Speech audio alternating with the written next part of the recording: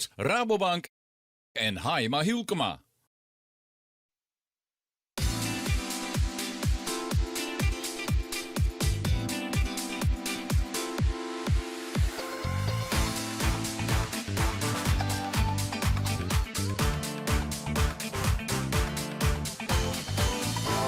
Goedemiddag en welkom vanuit Snits, hier op een Snitsemar. Welkom bij de finale dag, de slotdag van de SKS 2023. En waar zit dan de spanning? Nou ja, we weten natuurlijk al lang dat Grauw kampioen is. Dat is al een paar dagen. Maar de strijd om plak 2, die is razendspannend. Wordt het Ljouwert? Zij hebben op dit stuit de beste papieren. Maar vlak daarachter ben ik nog de lemmer, Jenne Woord. En waarwit is het misschien wel het scootje de Gerben van Manen van het Jereveen. Dat zien we al je zien, dat zien we al je beleven op deze slotdag hier op Snitsemar. Naast mij analist Jens Jongsma. Jens, laten we het even houden hoe de omstandigheden. Wat vies van dit waar? Ja, helpt nou weer een beetje terug, maar ik zei ze krijgen. Het is wel wat, echt wel wat finale waard, zeg maar. Een beetje zo'n... Wat is finale waar? wat zo'n lappekakkerig krijg net windje, zeg maar. En dan, je bent wat extra gefocust op de dingetjes. En dan, dat ben je eigenlijk net altijd belangrijk, meidje. Maar nu zit er iets meer wind, dus dan wordt het denk ik iets snoffelijker. Ja. Ja. Is er een soort spanning? Tinksto, nou bij de scootjes, net bij Grauw. En ik net bij Wordsijn en de Zuidwesthoeken. Maar meer bij de plak en 2 onder bij 5? Denk ik wel. Zorg Jenne Woord, mijn Sieberen in het debuutje hier. Nou, joh, als het de debutant en debuterende ploeg op het podium komen kennen, jou dat ik spanning. Kan ik me haast net eens voorstellen. We zijn, krijg ik al, er al even just, er ben wat omdraaid. Lauwert er niet eens heel sneaky. Eigenlijk het kampioenschap net, jongens, die nou op 2. Nou, dat zullen jullie ik moeten. Of moeten, zullen ze willen. En Heerenveen eigenlijk wel weer een paar punten achter. Nou, die heeft eigenlijk misschien dan weer niks te verliezen en kan wat makkelijker aanvallen. En Lemmer zit er ook helemaal middenin. Dus ja, ik denk dat dit hier een plak 2, dat klinkt wat apart, maar of je als een hoofdprijs zult nooit. Maar het is wel echt een best of the rest verhaal. Maar ja, je tweede worden kennen in zo'n kampioenschap. Ga ervoor. Ja. Dat zou ik zeggen. Laten we eerst even zien, want toen neemt het labberekakkerige wien. Nou ja, goed, als hij nog een beetje terughellen, dan is het best nog wel aardig. Maar laten we even hier naar de wedstrijdleider. Dat is Theo de Groot. Hoe de baan zat Snits die erin lijn het. Het wordt verwacht dat het weer Romje gaat. Nou, rommelt er terug, rommelt er richting het zuiden. Ja, dan zullen we de F-baan varen. Dat is een best leuke baan. We strijden een keer omhoog. Nadeel is kwatterakken. Maar ja, de windrichting kunnen we net beïnvloeden. Blote wind zoals je nou is, ja, dan zou het best wel eens op een delbaan werken. Oké, maar we gaan eerst maar even uit van de versissings die er binnen. En dan wordt het een baan met 3 cruiserekken. De Snitsbaan neem je hem dat. Ja, het is een ingewikkelde baan voor u. Op zich gaat hij dat best wel goed houden. En zal het iedereen goed houden. Zeker sinds maar de scootjes. Het is, we moeten het wetter maximaal benutten. Dat vinden wij het leukste. Dat is het leukste voor de toeschouwers. En de meeste mensen sinds maar zo dicht mogelijk zijn van bij het spektakel wat er gebeurt. Dat betekent dus dat we 3 boeien bovenaan liggen hebben, maar ik 3 boeien onderaan. En dat betekent uiteindelijk dat er 6 hele leuke plakken binnen voor de toeschouwers om te zien. En in de eerste route heb ik nog een spreader in. Hè? Waarom is dat? Nou, omdat wij sinds maar als de winnaars dwars door de markt komt, dat dat inderdaad gebeuren gaat, ja, dan is het een vrij kwad cruiserek. Want de mar is net breder tussen het kanaal en de zuidkant. Nou, en dat betekent ook dat we nog maar krek onderwijs binnen na die start. En dat de scootjes ook nog vrij dichtbij waren binnen.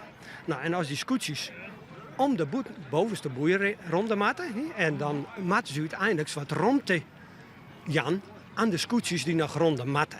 En daarom zit er een spreader. We hebben het bij de SKS wel eens hoe een futbringbroei. Zit er een futbringbroei bij om even die scootjes wat fut te brengen, zodat de oren scootjes de boei rond kunnen.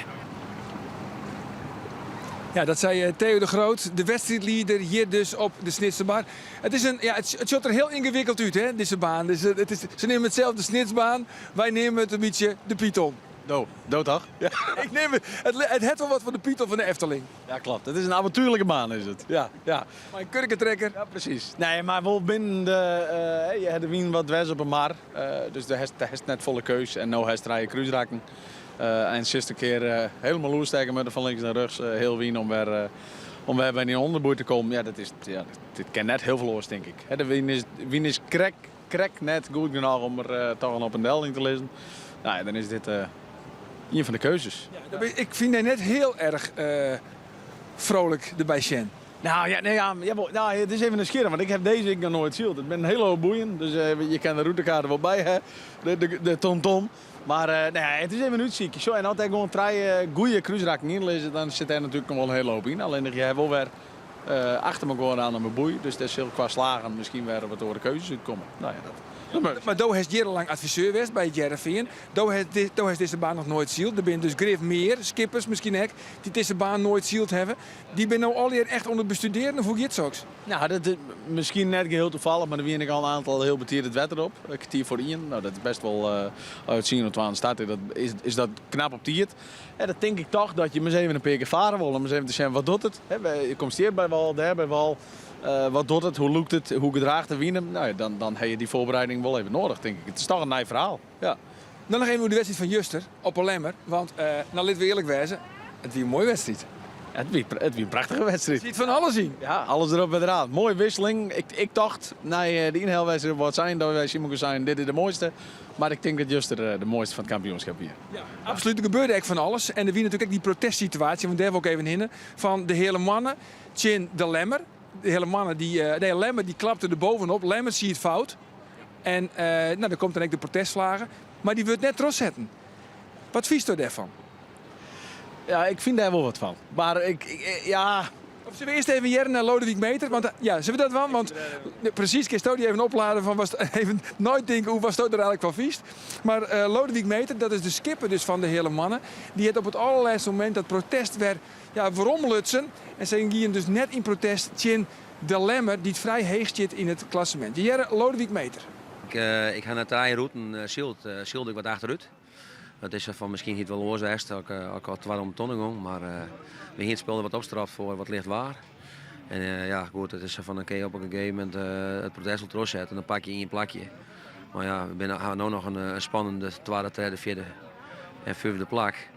Nou ja, en ik hier alleen maar al een protest doen, jij dit hier. Nou ja, en als debutant twee keer hetzelfde schip. Een protest aan, ik denk ja, nou zou ik mezelf net op elkaar zetten. Maar ben je er dan wat benauwd voor de reacties of zo? Nee, ik ben net benauwd, want ik weer gewoon niet meer rug, dus ik giet wel wanken in. Maar ja goed, je bent in de lemmen, je moet de volgende dag naar Snit staan. Dan wie ik nog een akkerfietsen met Jouweren en Akram volgens mij. Dan wie ik volgens mij duidelijk.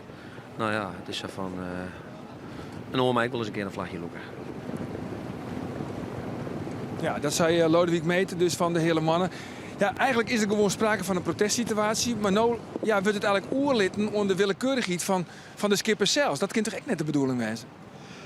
Nee, in mijn optiek net. Je bent elkaar scheidsrechter op het wetter. En als op een gegeven moment de afweging Jilden gaat van... hé, maar ik heb al een keer dit doen en ik ben debutant en daar zit een orenverhaal achter. Ik ken alles ergens wel begrijpen, hè, want de zei al in, je moet het denk ik eens met elkaar praten dat je elkaar wel wiezen met op elkaars fouten. En als je fout bent, dan ben je fout. In dat tweede keer in 2 weken... Dan heb je twee keer de volle fouten maken. En daar, ja, dat vind ik wel, de transparantie gaat daar mij deels fut. En dat vind ik net passend. Want je benadelen, of ik het zeggen, je wordt onderdeel van een, in dit geval net een kampioenschap. Maar wel een plak een 2 tot 4. Als alleen maar de juiste uitrekken hier, dan hier staan er heel oors voor doen. Hier het gaat mijn lauw het groter worden. En neem maar op. Dus je maakt jezelf onderdeel van. En dat doe je als je protesteert ik. Alleen dan doe je volgens in mijn optiek wordt het en de juiste ding wat erbij past. Ja, maar nu is het ook een beetje van ja, ik maatsdij en dus ik bouw wat krediet op voor de volgende keer. Als ik dan een flatermaatje, dan steen ik nog bij die in het kruid, dan heb ik nog wat te goeden. Ja, dat is persoonlijk wat ik op een gegeven moment, nou net als reden, maar wel als onderdeel in mijn keuze maken om even een pauze te nemen. Het is toch net even geen adviseur bent bij het Jerevingen. Alles wordt afwogen, hè, met elkaar. En dat is gewoon jammer, want je moet er gewoon eerlijk zijn gewezen. En je moet net denken van, hé jongen, ik heb van die 2 jullie dit gekregen. Als ik dat daar bij me uitkom, dan een stukje wisselgeld en die krijgt nog van me. Ja, dat is net een manier, vind ik, hoe je mij moet zielen en hoe je mij moet zielen mutten. En het is toch echt net van deze tijd om dat onder skippers uit te letten. Dan moet je toch eigenlijk gewoon een wedstrijdcommissie voor hebben. Of een overkoepelend orgaan, wat we ook wel jeder oerhoorn hebben. Ja, maar die hebben natuurlijk de invloed net op protestsituaties onderling. Dus dan moet je gewoon als skippers en bemanning zijn, dan moest ik weten wat dan elkaar heeft. En als je die ene keer zadost en de andere keer zegt, ja jongen, dit ken helemaal net, maar die situaties zijn vergelijkbaar met elkaar. Ja, dan wordt het ongemakkelijk. En dan wordt het ik wat gek. En dan wordt het voor de fans ook gek. Want juist heeft iedereen volgens mij duidelijk zien dat net goed is. Hetzelfde als met Akram en Jouwer, die situatie. Dat koe ik lang net. Er is volgens mij net een vlaggen bij Oerbleun. Dan denk ik, ja jongens, dat we dat allemaal met elkaar tolereren. Ja, dat viel mij net heel fijn. Het liep het mij een punt van discussie voor in de winter. Maar hoe zoen je dit nou? Jou is een vastkort. Hoe zoen je dit dan oplossen kunnen? Nou ja, je zoen sinds kennen gaat jongens, als de vlaggen erin gaat. Dan is de vlaggen gildig voor die wedstrijd. Erin en is het er net hoe de finish de gauw weer uitloeken? bij wie is er van? Of dat jou praat, jongen, of we protesteren, dan protesteren we. En dan moet je op het moment dat het gebeurt, een bewuste keuze maken. Doe ik het wel, doe ik het net. Die vrijheid moet het denk ik wel bloeien. Maar zoals bij de IFK's bijvoorbeeld, die hebben umpires op het wetter. Die zegt Kiesrechter, een umpire, ja. Zo, ja, even niet Fries. Ja. Maar nee, die zegt jongen, jongen, dat was fout, dan krijg je van mijn vlaggen, dan draait het allemaal rond je over de kies uitslag. Ken ik een manier wijzen. Maar ja, altijd. Wie stoot ervan van dat er een skietsrechter op het wetter is? Zo, als je het zou doen, zou het nou met elkaar giert, ja, dan vind ik dat net altijd eerlijk. En daarmee nou ik een situatie in de finale die voor Lemmer die dan juist er gunstig uitpakt is. Want die het mooi uitwacht, denk ik.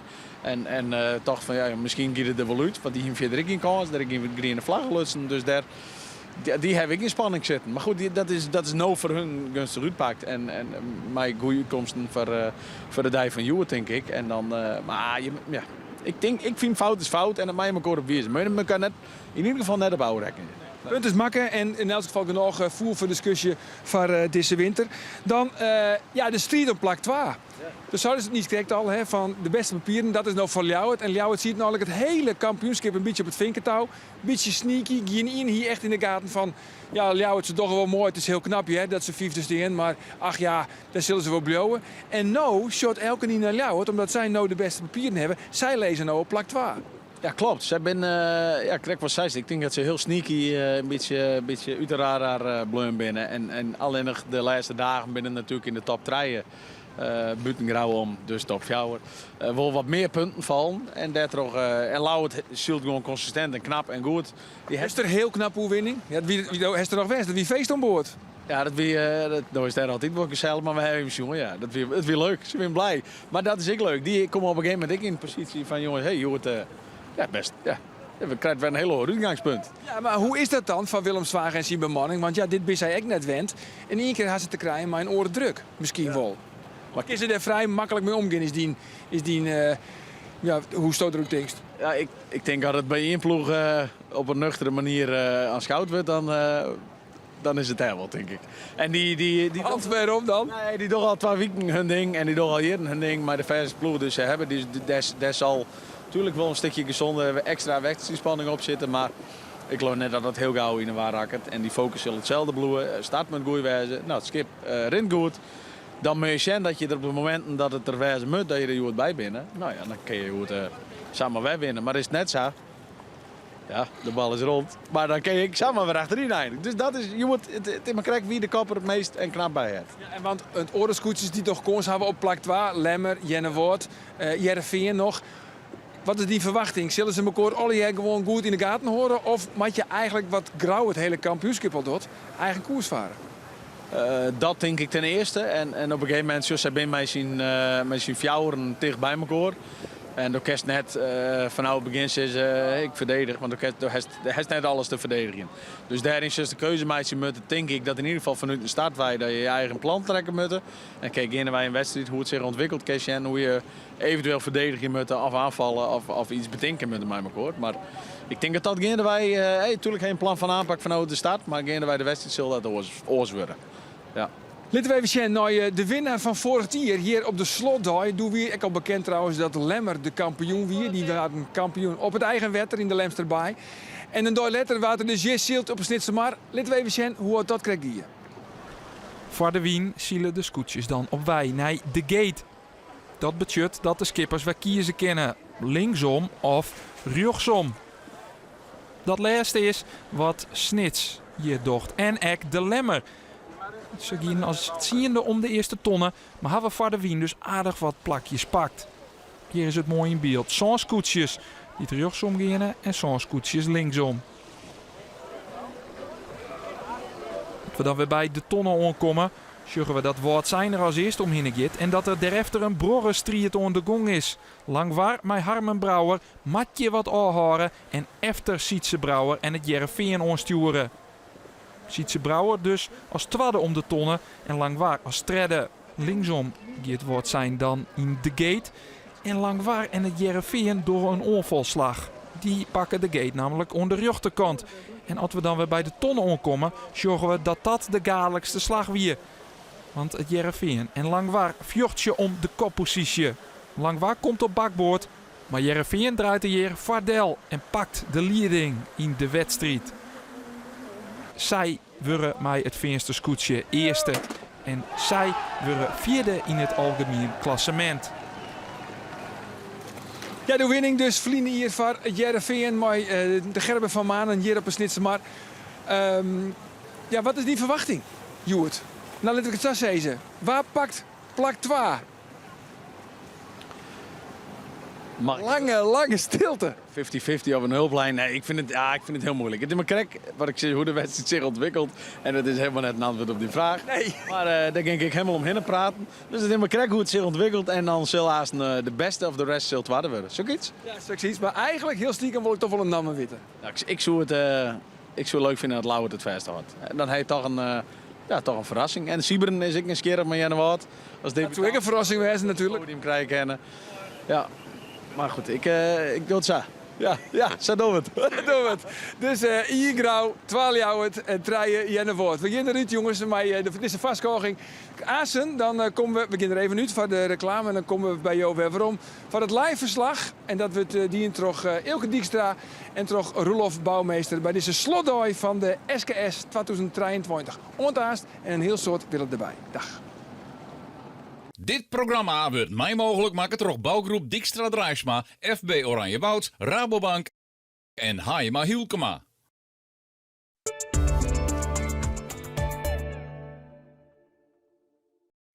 Welkom bij Hotel Eetcafé De Hoe in het pittoreske centrum van Wurm. Als 5e generatie van De Hoe nodig je hem van harte uit om de gemoedelijke sfeer te komen proeven in ons 100-jarig familiebedrijf. Wij ontvangen jou graag in ons gezellig eetcafé, uw sfeervolle hotel of voor een arrangement in een van onze cel. Wij zeggen jou graag bij u in Wurm. De homromming is begonnen bij Homecenter in Wolvergeen. Dus sla vast die slag. Us verkwallen showroom staat grootvol unieke aanbiedings. Mijn kwattings die opbrengen kunnen ontwel 70%. Een soort is dagelijks te leveren en vlug in huis. En op is op.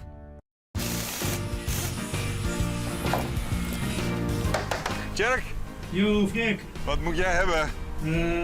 Frikandel speciaal, kipcorn, en doe maar Ja, dat met. heel lekker, maar ik heb het over die bestelling van Raadsma hè, vanmorgen.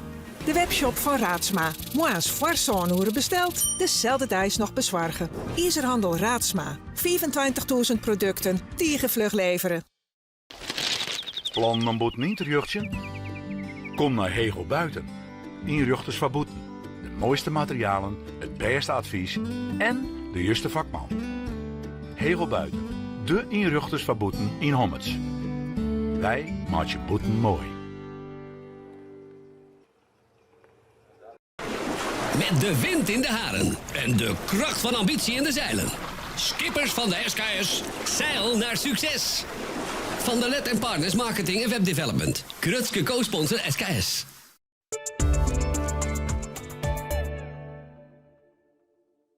Dit programma wordt mij mogelijk maken door bouwgroep Dijkstra Drijfsma, FB Oranje Woud, Rabobank en Haima Hielkema.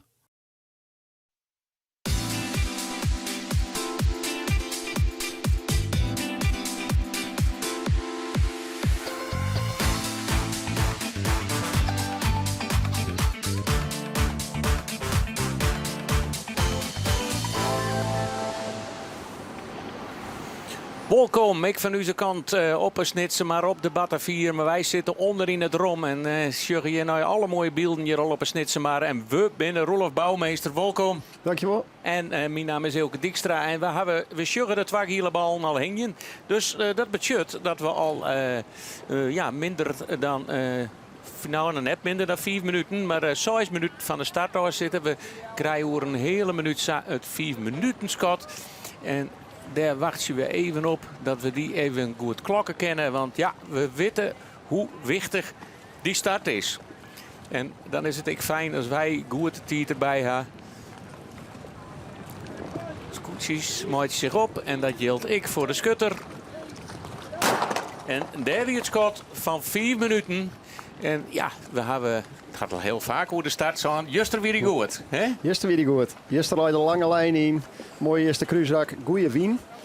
Dat is een van de grote verschillen, denk ik, juist ten opzichte van sommige orenwedstrijden. Als er wat meer winst zit, dan had ik een beetje meer golfjes. En dan worden die scootjes ook een beetje naar onderen drukt. Terwijl maar dat lichte waren in het begin van de week, als ze dan een keer gong gaan en ze drieën op die startlijnen houden, dan is het ook heel moeilijk om dat gewicht weer stil te krijgen. En dat is vaak de oorzaak van zo'n algehele valse start.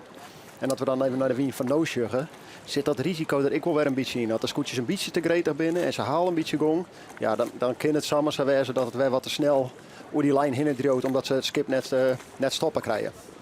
Ja, nou, we zullen straks zien hoe ze doggen. Wij hebben hier de leeuw van Ljouwert in beeld. Willem Zwaga, juster de grote man in de baai van Lemmer. En hij is een onvaller, maar wat is zijn streetplan voor Juwet? Wil jij even naar Willem? Ik weet het net. We hebben een mooi windje, dus daar ben ik wel erg blij mee. En juist zei ik, we moeten juist moesten we dwalen om erbij te komen. En Juwet met het oude. Zo simpel is het. En door van tevoren, Jimmy zei, ik wil nog wel eens op dat podium. Ja, dat zit er dus echt in. Ja, mooi hè. Ik weet vandaag dat het wel eens wat zenuwachtig bent. Hoe is het nou met de spanning? Ja, nou, ik ben wel zenuwachtig, ja, tuurlijk. Ja. Je met er nou ook op, je zit nou in de situatie natuurlijk dat je wat te verliezen hebt. In plaats van dat je wat winnen kennen, zou ik maar zeggen. Ja. Dus dat is even onze mom.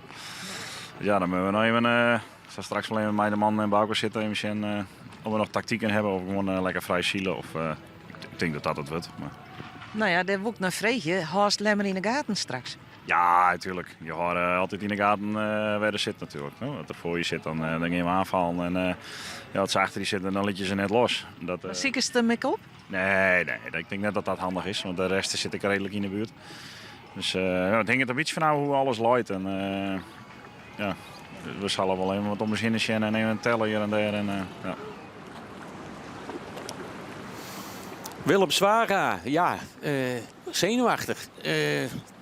Daar heb ik wel eens een finale van je, denk ik. Wat kun je er aan? Ja, niks. En dat maakt je volgens mij net willen. Ik vind het hartstikke mooi dat hij het zooit. Want er ben ik een heel soort mensen die zeggen, nee, doe me niks. En die willen het een beetje voordrukken.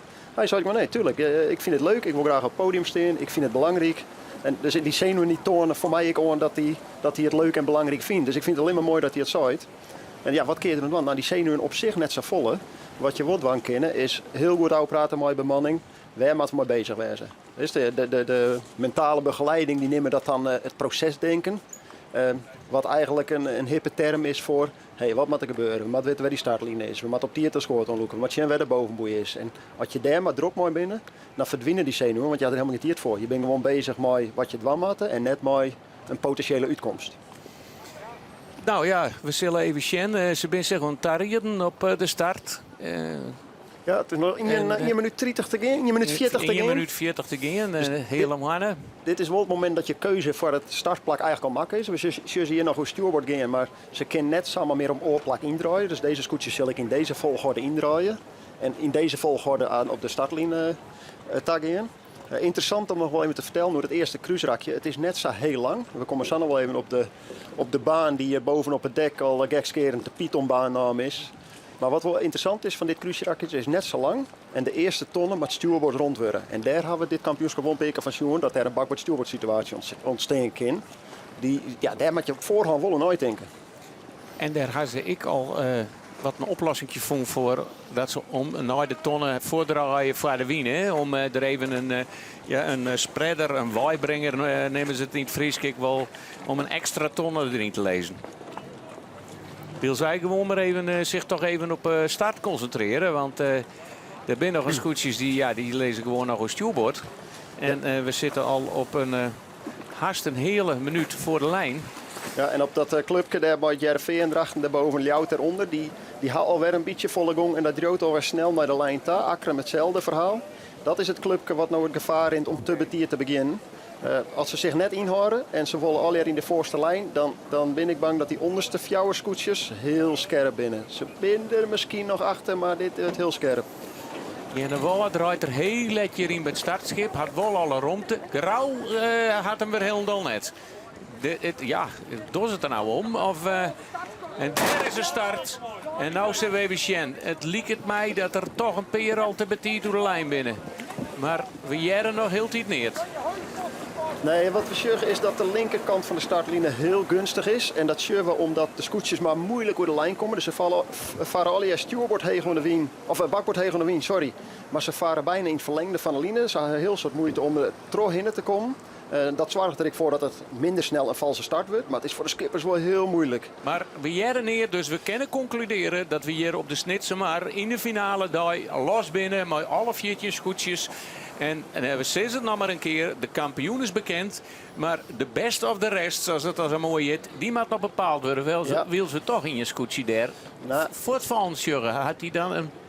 Ik denk dat dat het grauwste scootje is die daar te let indraaide en een straf neemt. Wat voor u wedstrijd van belang is, Lemmer, een hele minne start achter het veld. En het Jervin, een fantastische start. Het Jervin had natuurlijk nog wat goed matje op Ljout en Lemmer. Maar de eerste tekenen, de eerste slag in de strijd om het tweede plak is hier voor het scootje van Jervin. Wat mooi een soort gong, vrij van de lijnen, aan de goede kant. Oh, dit is helemaal fantastisch. Hè? We hebben gewoon een camera onboord.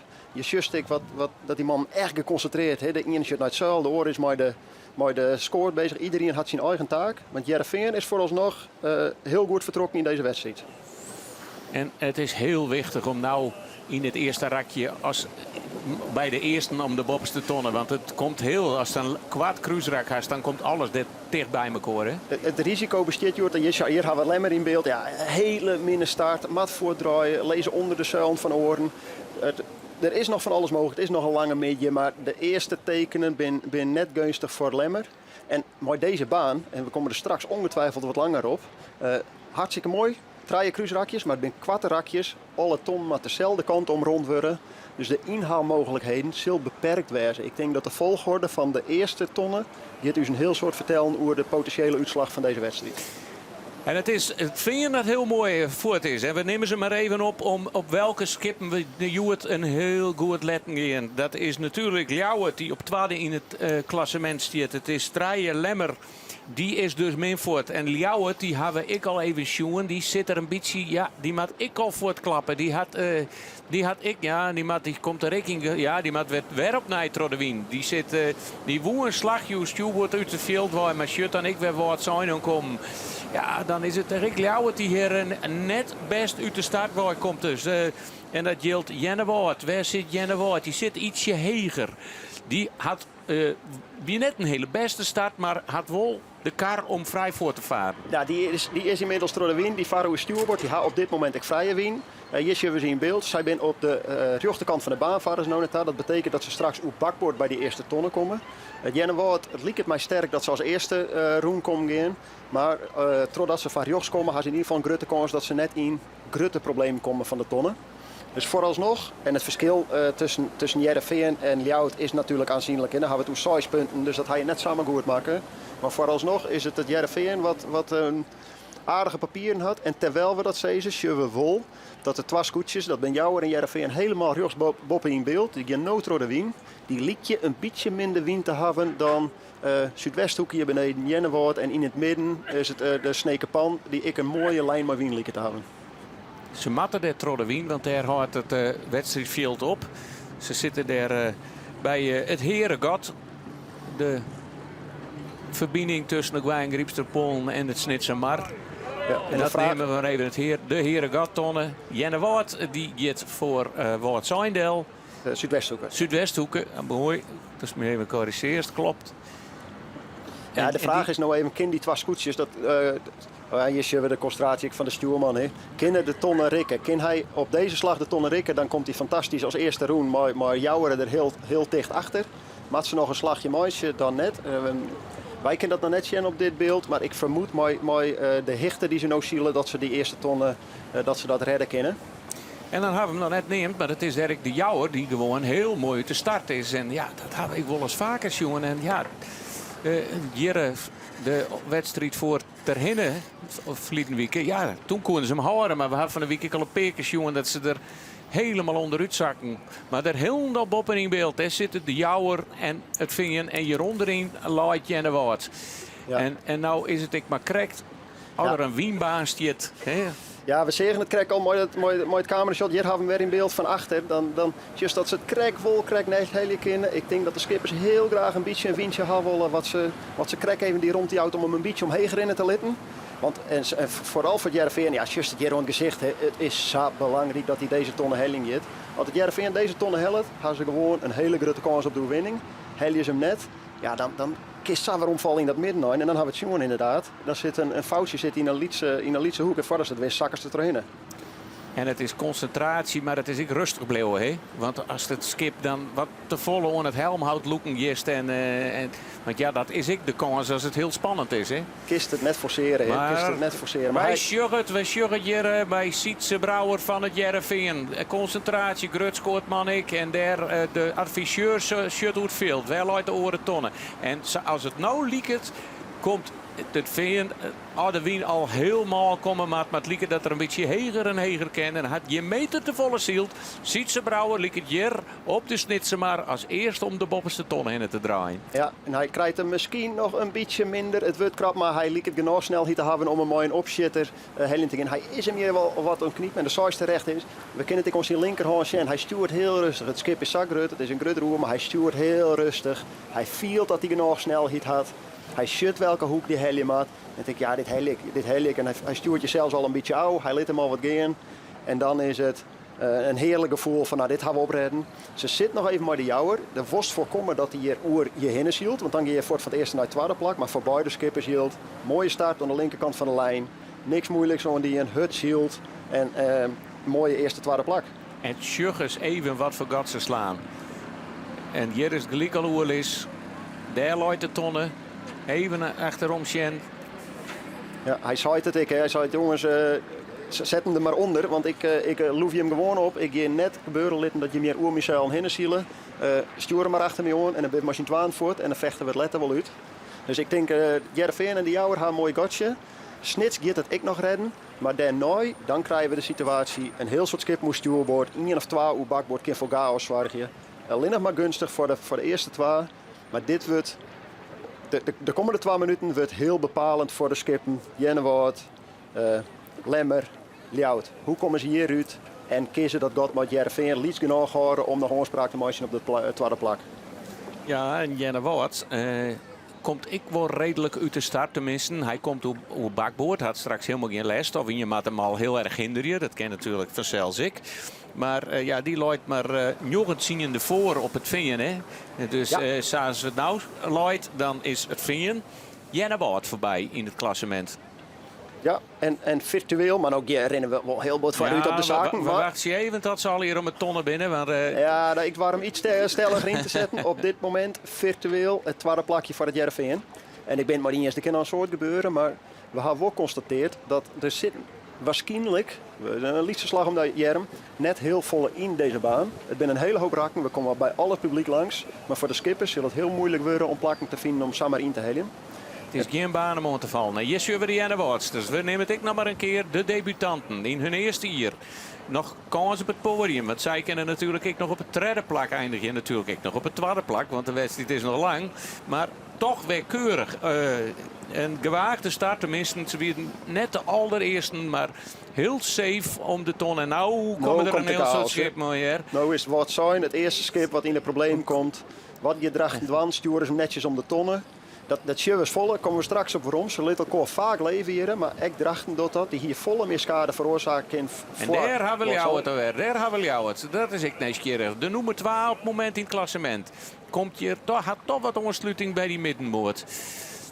Maar daar zit onder hem, zit Ljouwert, zit Langwaard, denk ik. Ja, had Ljouwert, jouw die nog rond de onlangwaar. Wij horen onze zieken even in. Ja, ze little gooien wat leven al hier, hè. Als Langwaar won hier, gingen ze gewoon rug terug. Ik denk dat Ljoutje heel gelukkig was, maar dat in eerste instantie Drachten en in tweede instantie Langwaar voort om de tonnen gaan. Als ze een tros zetten, dan ontstaat er een chaos en dan hier Ljout en ik Lemmer, want ik die zielt er Stuart nou boeten om, die gingen er allebei het slachtoffer van worden. Van Drachten wie het nog enigszins te begrijpen. Langwaar wordt je gewoon slachtoffer van hun eigen situatie. Dus zielen 2 boten oerhinnen en het grauwste scootje zielt eronder terug. Het is gewoon helemaal stil. Een grauwste scootje vindt hier het goed. Ja, het is hier Harmen Brouwer die zijn broer net een chance beweest. Want hij hier jou het gewoon rucht een protest Jan kennen als hij trossielt hier. Maar Grauw die profiteert je weer van die griebes en dit. Je laat je altijd stil terwijl de nummers 1 en 2 alweer een handje voort binnen. En dan hebben we het oer de jouwer die wel oer het veen in de zielt is. En straks ik binnenste bij de tonlight, hè? Ja, dus Heerenveen had het net opredden om daar dat loefduel te winnen van de jouwer. Misschien denken zij ik wel van nou, laten we eerst maar uit die griebers, laten we eerst maar voortvaren machine 2. We moeten nou ik net al te volle verliezen machine 2. Want nu zie je wat ik op plak treien en fjouwer, dat Snits en Huzem echt een oren koers zielen. Ben die op ziek nooit meer wien, zo heel goed kennen. Maar misschien ben ik wel wat bang dat de skippen achter hun oer hun hinnis zielen. En dan, als dit sabloot shot wat we nou zien, dan kan het samen zijn dat Jouwer en Heerenveen machine 2 richting tonnen samen een aantal meters en misschien wel enkele tientallen meters voortzielen hier. We hebben onderwijs naar de slag naar de goal. En dan krijgen we daar weer een boeike. En dan hebben we weer een lidskruisrakje omheen naar de Lietse Grienen. Daar weer een slagje naar onderen. Komen ze bij het starteilanddeel. En daar weer een kruisrakje naar de Grote Grienen. Ja, het ben een heel soort ton. Het ben een heel soort ton. En in dit rakje is het nog wel even interessant. Want hier zit nog wel wat in. Ik zei in deze baan zit net zo vol. Maar omdat ze zat treien dik om die bovenste tonnen komen binnen. Dan just nou. De bovenste die had vrije wien. Dus Snits had vrije wien. Watson had vrije wien. Maar die zielen zo heeg dat ze een heel soort meters omzielen. En dat oren, en we zien hier de hele man als eerste proberen. Die denken van ja, ik wil uit die ellende. Laat mij maar een gijpje voortmaatje. Dan kan ik misschien mooi vrije wien om een heel soort boorden hinnen. En dit is garantie, want ze komen straks, ze gaan nou uit elkaar. Ze proberen bij elkaar bij te komen. Maar ze mat straks om dezelfde tonnen en dan komt het weer bij elkaar. En dan kunnen we dus weer opmaatje voor de nederige protestsituaties. Maar Heerenveen had ervoor gekozen om geen loefduel te gaan. En dat doet er in mijn eigen hartstikke verstandig. En liet Jouwer gaan. En hij denkt misschien ik, jongens, wij lezen goed in de onderwinse rakken. Wij hebben het skipper in het hut. Dan zien we wel weer. We kunnen misschien 2 in gevecht gaan. Maar dit is voor eerst volle verstandiger. Ja, de enige gedachte die ik nog had hier, die bij de eerste tonnen iets langer trossielijk in. Iets langer, dat er even het voor jou iets moeilijker maken. Maar ik ben het helemaal met eens. Wees maar verstandig. Want ja, dan hier het even kwart en heftig door even kwart en heftig. En dan het moment dat Jouwer omheen gaat, stuur Stoon naar beneden. En dat is het moment dat Skrek even een gotje creëren is misschien. En dat Jouwer, ik hoef het net te bezieken, want hij gaat heel. Dat is even duidelijk, die agressie-channelist. Even, dit is mijn plaat, ik lees voorop. De commissie is druk, de tonnen op een beter plak te lezen. We hier de wol op de kaart een spreader stingen, maar die heb ik net zien.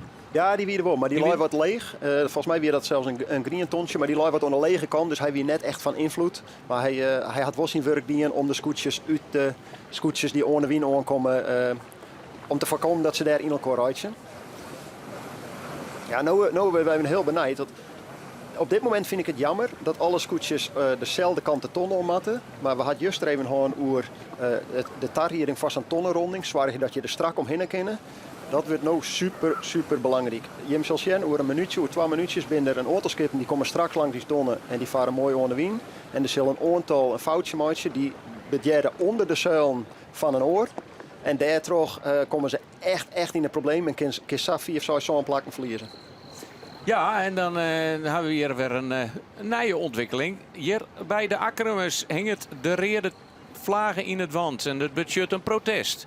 En wij krijgen terug dat het protest, we hebben het net zien de situatie, maar dat zien grauw is. Ja, dat is ik wel weer verrassend.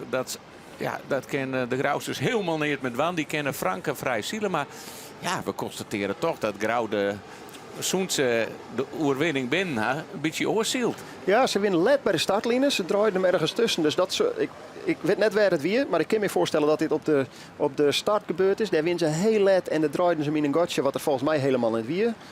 Zo ben ik weer omgong. Ik weet niet dat het weer om een straf te nemen of omdat ze de starttonnen misschien rekken hebben. Maar sinds kampioen binnen de starts net meer zo degelijk. Maatjes niet, ik heb ook grote fouten. En juist kwamen ze dan wel fantastisch naar voren. Maar het is net hetzelfde grootste scootje als wat we in de eerste weekend jongen hebben. Maar de zoals terecht, het hoed ik net meer. Dus misschien is zo'n wedstrijdspanning wat er dan uitvalt toch even van belang. Ik zit even naar de ton te zien.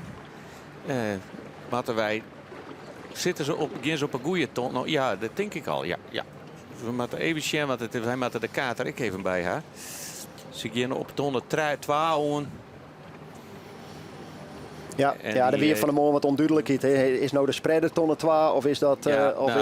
Op het kaartje is die 3, maar ik ga hem maar even noemen 2, want dit is de bopperste tonnen met de gele pet, die in je niet. Ja. Dan weer de spreader 2, maar die wordt er nou uithellen, hè, want die wordt net bebroekt. Je hebt nou grauw. Ja, dus je hebt nou het veen en jouw op tonnen nummer 12. En hier gaat een groot gat ontstaan. De eerste 2 scootjes die kennen fantastisch rond die tonnen. Maar daarna just het al. Het is snits aan de binnenkant. Maar die maakt nog een heel eind naar binnen. En je ziet het mooie 1, 2, 3, 4, 5, 6, 7, 8, 9, 10 scootjes op een regen. En dan hebben we alve en tolve. Dus het zijn eigenlijk de nummers 3 tot en met 4. Het luidt letterlijk al hier op 1 regen. En maakt straks om dezelfde tonnen heen. Hoe lang is een scootje, Ilke? Ja, ietsje minder dan 20 meter. Circa 20 meter. Ja. En dat luidt nou naast elkaar, dat is 200 meter. En dat mat straks achter elkaar. Dit is chaos. Ik zou zeggen, pak de popcorn erbij. Dit is alle ingrediënten voor ellende. Ja, en dan kun je wel zeggen van goed ronde. Maar daar best ik zelfs net helemaal baas in, hè? Want ik bedoel, dat is de binnenste. Die kan al net helemaal niet boeten om precies de baan te krijgen wat hij wil. Die de middenin leidt, die wordt weer een beetje opdrukt door joren. En zo krijgt een effect dat er straks de gieken haast wel eens hoe de dekken heen gaan kennen. Een goede skipper en een goede adviseur die is no signaal dubbel en dwarswurdig. Want die moet no inschatten. Oké, wij lezen binnenst of wij lezen het tweede skip van binnenst. Hoe kunnen wij het beste uit deze situatie komen? Hoe gaat dit ontstaan? En wat er inderdaad gebeurt, het boetenste skip, of het binnenste skip eigenlijk, snits die maat aan wat rom te krijgen. En een adviseur moet nou bedenken, moeten wij een beetje remmen misschien wel? Klinkt heel tjenstrierig, maar moeten wij een beetje remmen, zodat we eerste skippen die rjocht hebben rondte voortvaren laten kennen, zodat wij er nooit kennen. Moeten wij juist een beetje naar binnen drukken om wat rondte te creëren. Dus dit is een cruciaal moment voor de skippers. En we zien ze zo vredig, als het lijkt wel een Friese ansichtkaart. Maar ze komen fantastisch vredig, maar die zuilen 4 uur op is ouw. Maar dat wordt nog maar een paar minuten. En ik waar dit te beloven dat die skippers helemaal net zo lekker zitten nou. Want die zitten ik van, hoe komen we hier in hemelsnaam goed uit? Maar het is de jouwer, die neemt de leiding. En gaat nou met alle romte en krijgt ik alle romte van het vingen om de onderste tonnen te ronden. Hier bij de Vargeul op een Snitsemar. En die gaat onderwijs naar de tweede cruiserakje. En ja, dit viel lekker voor deze man. Hè? Dit is lekker. En als je staat even achterom en dan denk ik, nou, ik ben blij dat ik daar net tussen lees. Wij gaan vrije wien. Ik weet waar de bopperste tonnen luidt. Het cruiserakje is net zo lang. Ik vind het wel even mooi zo. Dit is een heerlijk gevoel. De tonrondingen weer even beoordelen. Dat Veen die had wat een lieniger skipje. Maar komt ik al van aardig heeg uit, hè? Ja, en in mijn beleving sturen ze wat te snel dan al op. Dus zo'n scootje die had tijd nodig. Die bocht die is best wel rom. En dan was dat op oornewiense koers uitkomst naast de tonnen. Dus het moment dat je naast die tonnen bent, worst eigenlijk net meer sturen matten, worst eigenlijk gewoon al oornewien lezen en jocht uitsturen kunnen. Dus dit is heel aardig. Als het heel kritisch is, zou je nou, hier is nog 12 meter opschouwen kunnen, maar laten we deze als positief beoordelen. En dan ik voort even terug naar de volgende situatie, want we zeggen dat de scootjes gapen binnen. Dus ze lezen nou net meer hoe stuurbord, maar hoe bakboord. En dat betekent, bakboord had voorrang. Dat snits had nou net alleen een rondte, maar die had ik voorrang. En daardoor kunnen ze wel een beetje extra rondte creëren, zodat ze een mooie tonnenronding maken kunnen. Het probleem daarvan is, ze creëren een gigantische chaos voor oren achter hun. Daar zijn niks mee te maken. We zullen het huizen met scootje al een beetje remmen. Dus die denken, oké, wij laten snits eerst gaan. Dan ontstaat er een rondte en dan kunnen wij er netjes omheen. Jenne Wout probeert hetzelfde, maar daarachter maakt ze wel heel bot remmen, omdat ze die 1200 meter wachtje moeten. En Snits stuurt al redelijk betiet in. Hè. Die hier daar best wel wat romte. En mocht ik wel wat romte vregen, ik hier, het gaat nog wat groter. Want ik al, dan krijg je nog ietsje meer romte om bij die tonnen goed uit te komen. Want ze komen eens verder wien op die tonnen. En dat wordt een heekse. Snits is hier eigenlijk hartstikke leer voor de competitie. Die hier nog 30 meter jocht er ook in. En dan mooi gong rond die tonnen. Want nu komen ze terecht, was er zo krap op die tonnen. Want ze nou een bocht maken. Ze vliegen uit de bocht. Ja. En dat is zonde. Want ze hier alle jochten om alle tier te nemen. Zijn de oren, nou, lang waren hier aan de boetekant. Ja, wordt lastig. Drachten met wachtje. De huizen zullen er nog wel aardig uitkomen. Jenne Wout, maar die oren maakt echt heel lang wachtje. Had voor Snits net zo volle negatieve invloed dat hij de tonnen wat meer rond. Hij komt hier wel mooi uit, maar hier zit alles heel deun op elkaar. Waar een oerstapper. Even een voortzietje nog, ja, en dat ging gewoon hier al wat omheen. Maar ja, dan maakt wel watje tot de romte is. Dit is lang waar. Die leidt het alle boetes van alle jaar. Ja, die maat wacht je. En het probleem is zelfs, zij zijn ook Safia bij die tonnenwaai, dat ze net iets meer. We kunnen ze gewoon tellen. De regel is 3 skipslengten. Nou, tel even mooi. Jenne Wout is 1, wat zijn is 2. En het tweede skip erachter is 3 skipslengten. Alle skippen die daar boeten lezen, gaan volgens de regels geen jocht of romte. Dus als iemand nou van achter komt, en het lijkt erop dat de lemmer dat je dwang zit, en die maakt je dan een heel soort plakken in één keer goed. Maar het lijkt er. Ja. Wat ik steeds voel is, die had dan ik het jocht van romte. Want als je boeten die 3 skipslengten binnen, dan ga je geen jocht meer. Valt het gat er. Ja. Nee, Grauw hoort het gat zegt. Ja, die drukt hem omheen. Maar er zit wel een gatje. Maar ja, wie hij al boord aan boord en wie het binnen de 3 skipslengten. En de rachten, die loeft helemaal. Die komt hartstikke grauw aan. Ljouwert komt je mooi voor. Die had hem goed inhouden. Die kon maar de kop achter de kont van Waartsein nevens mij terugsturen. De Waartsein. En Pieter Meter drinkt hem ertussen. Die hier daar ik hier rocht op romte. Net op grauw, denk ik. Ik had het net helemaal scherp, maar het is een moeilijke situatie omdat die skippen Safia naar boeten gong. Het is een complete chaos. Ze nemen gewoon de romte. En hier hebben we het al. De gieken door de dekken heen. En is het nou even dus... of is dit akkermtje in grauw even zo van... jongen, doe hast me ze correct wat ondien. En nou staan we weer gelijk. Nou ja, Jens en Arjen zijn het al. Er wordt weinig protesteerd. Ik denk dat de skippers heel blij wijzen moeten dat we hier een windkracht 2 hebben. En geen windkracht 4. Want dan gaan we nou de ambulance belje in. Volle chaos. Maar ja, je shirt, ze leest zo stil en dan is het... De hele mannen, en die doet het helemaal goed. Hè. Die shirt het gat, die doekt erin en er is romte. Iets wat lemmer en in mijn eigen akkerem, de romte net hier.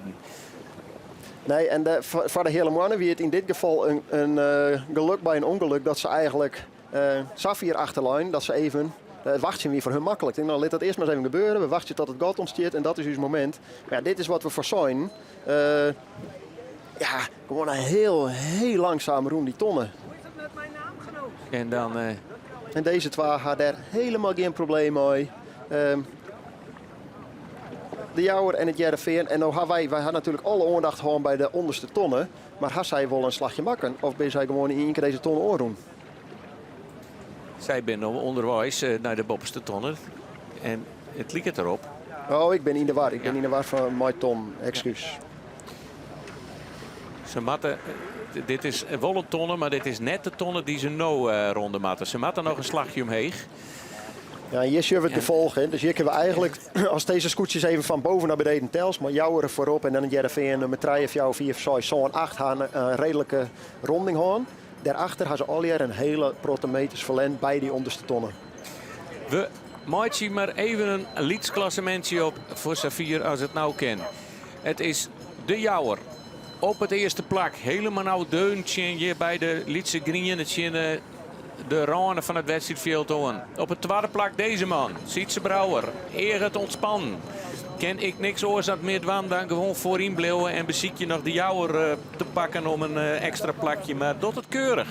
Op het derde plakje ik er vrij voort. Dit binnen drie scootjes die alle romte nou kregen. Dat is Snits. Fjouwerhuizen. 5 Januari. 6 waard zijn. Zo'n akkerem. 8 de hele mannen. 9 Ljouwert. 10 de Lemmer. Halve Grauw. 12 Drachten. 13 de Zuidwesthoek. 14 Langwaar. Maar hier zullen nog wel wat verhoringen heel soort inkomen bij de bopperste tonnen. Ja, want dit is volgens mij de stand zat ze bij de tonnen wien. Ja, en we hadden als jongen de windscootjes maar een hele minne ronding. Ja, die gaan de prijs dan nog voor betalen. De scootjes die vrij voortwinnen. Lemmer wie volgens mij het eerste scootje wat voort naar de tonnen door de wien ging. Dat is wel even interessant om te zien. Dus die keers ervoor. Ze beleugen redelijk goed uit de problemen. De vraag is dan even wat ze jocht op rond te gaan. Dat we die een opmerking terecht. Maar ze beleugen uit de problemen. Hier in ieder geval gong voort door de wien. Om echt maar vrije wind te hebben. Dus ik ben heel benieuwd hoe die aan uitkomen. Maar het lijkt wel dat alles fantastisch wordt. We hebben het juist gezien. Zelfs bij skiën. Je hebt Jan Jongs met Rikkel even hoor. Ja, ik vind dat echt moeilijk. Hè? Want dan, je moet op een gegeven moment gewoon bijhouden. Gaan. Oh, ik ben die nog een keer een bakbord stuurbord verschuldigd. En die nog een keer rond.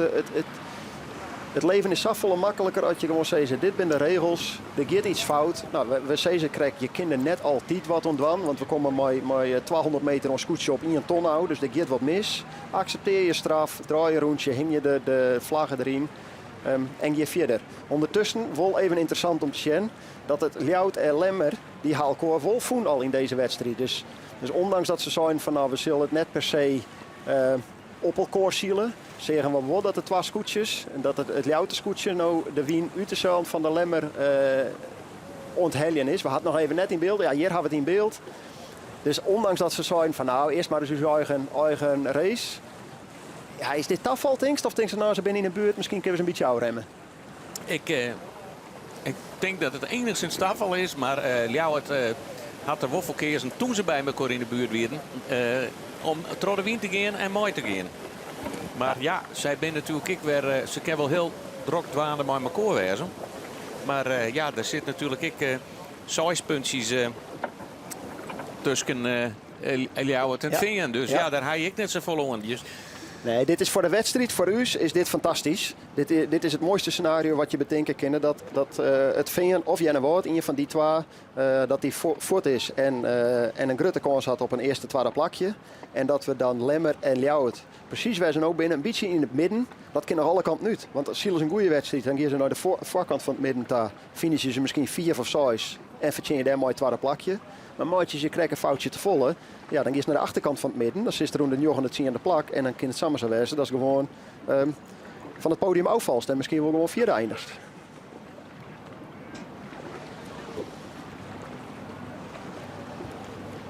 Mooie beelden om te zien. Ik ben blij dat er nog een cruiseraak in zit.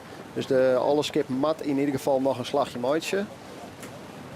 Je staat dicht mogelijk langs die tonsjes om maar die meters beperkt te houden. dan toch, ik wil weer aardig bij de start erbij wat zijn. Lemmer, wakboord. Ja, het verbaast me wel een beetje, want de volgende tonnen die maar we stuurbord omronden. Dus het verbaast me een beetje waarom dat al die skippen Safir gaan. Want we moeten straks nog een keer door de wien. En je hoe net precies bij die tonnen uit te komen, want ze moeten toch nog een keer door de wien. Dus het is wel opvallend dat al die scootjes ervoor kiezen om maar lest van elkaar hier in het rijtje. Met Huzum en Jennewoord. En dat looit alweer en dat prikt maar. En dat gaat alweer net zo hut wat zijn hier. En dan Chuck Lemmer en de hele mannen in het midden van de mar. En daarmee zeg ik net dat ze inhalen, maar die gaan wat jij door de wien. Die zie ik een beetje de rond op. Dat lijkt en echt Ljout hier. Ik vind het een bijzondere beslissing dat je er hiervoor kiest om achterom in dit rijtje te sluiten. Want ze prikken hier al even van die tontjes. Nou, deze mensen had het beste plak van de mar op dit moment. Hartstikke mooi voor hun. Zolang die boord nog heen bleef, dat was we denk ik nog wel eens.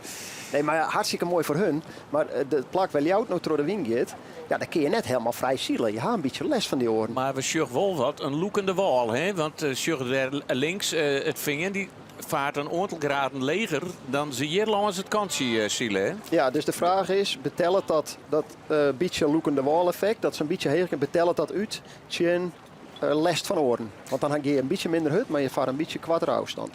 En een loekende wal, hier zie je wat ik mooi. Hè? Dus een loekende wal is dat de wien een beetje heeks op die wal stinkt. Dus dat daar staat een aantal graden heger zielen kerst. Maar ze gaan daar net, ze varen daar heel starig. En het is wel, vind je, ja, het is dit.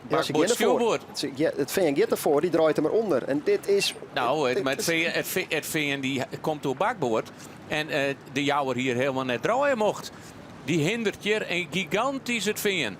En dit soort foutjes zien we toch heel vaak nou bij de jouwer. Ja, dan ze hinder dwars terug in een veen. Ja, ik denk dat het veen hier ik wel even roept en zei van...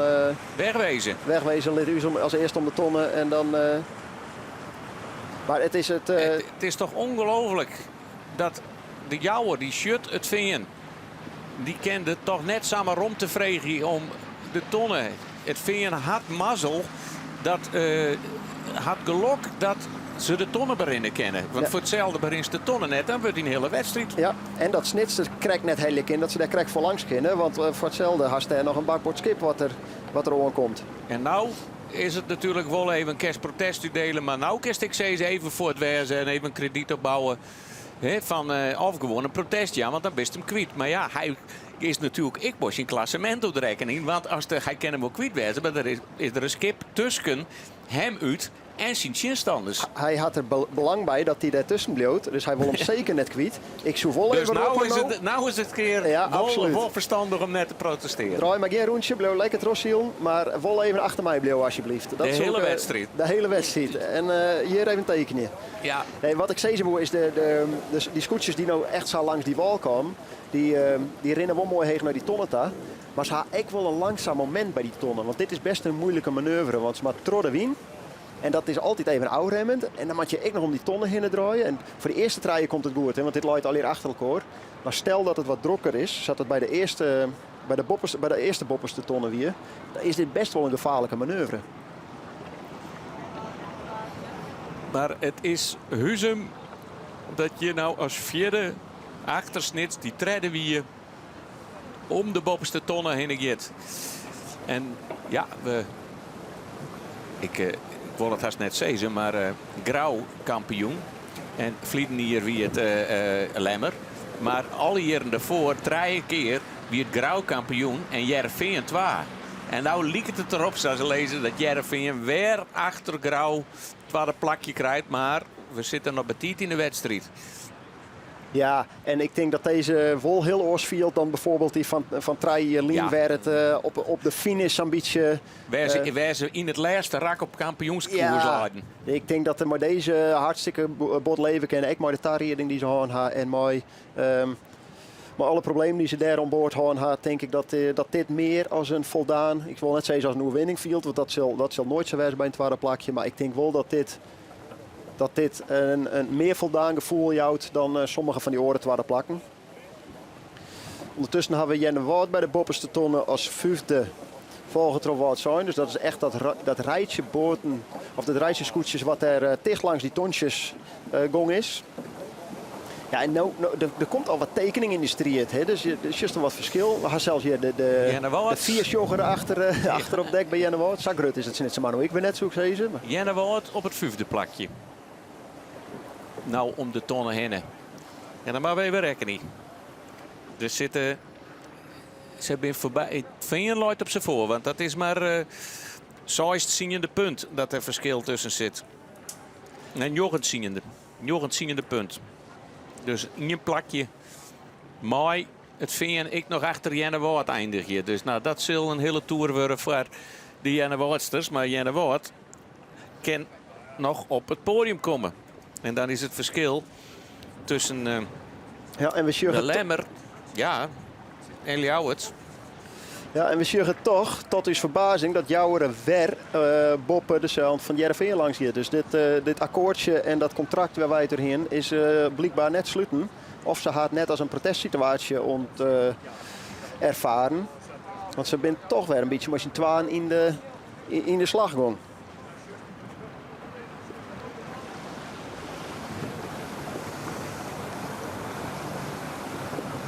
Wat dat betreft hebben we een beetje herhaling van zetten. Dat Jereveen als eerste bij de bopperste tonnen. En Jouweren als eerste bij de onderste tonnen. Omdat ze voor de binnenkant verdedigen kunnen. We zullen bij deze tonnen ik even mooi schreeuwen. Want dan kunnen we, als alle scootjes al voorbij zijn, voort even een virtueel klassement Jan. Hoe het gaat in die strijd om het tweede plak. En dan zien we nou Akrem die als zonde om de tonnen komt en daarachter zit Lemmer. Die had zich een beetje los scootje in van het Ljouwter scootje vooralsnog. Jenne Woord met, zoals ik het nou even bereken, in 5 plakjes voor de Lemmer eindigje.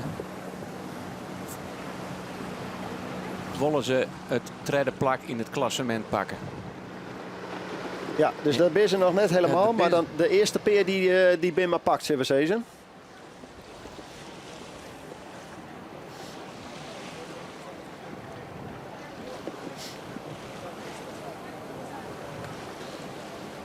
En dan hebben wij nog een skiertsrug erop afstaan die alles voor u nog even bijhoudt.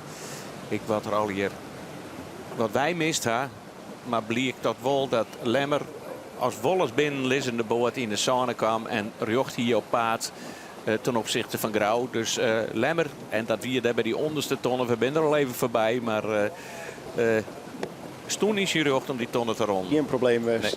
Nee. Goed dat we dat dan ik weer scherp hebben.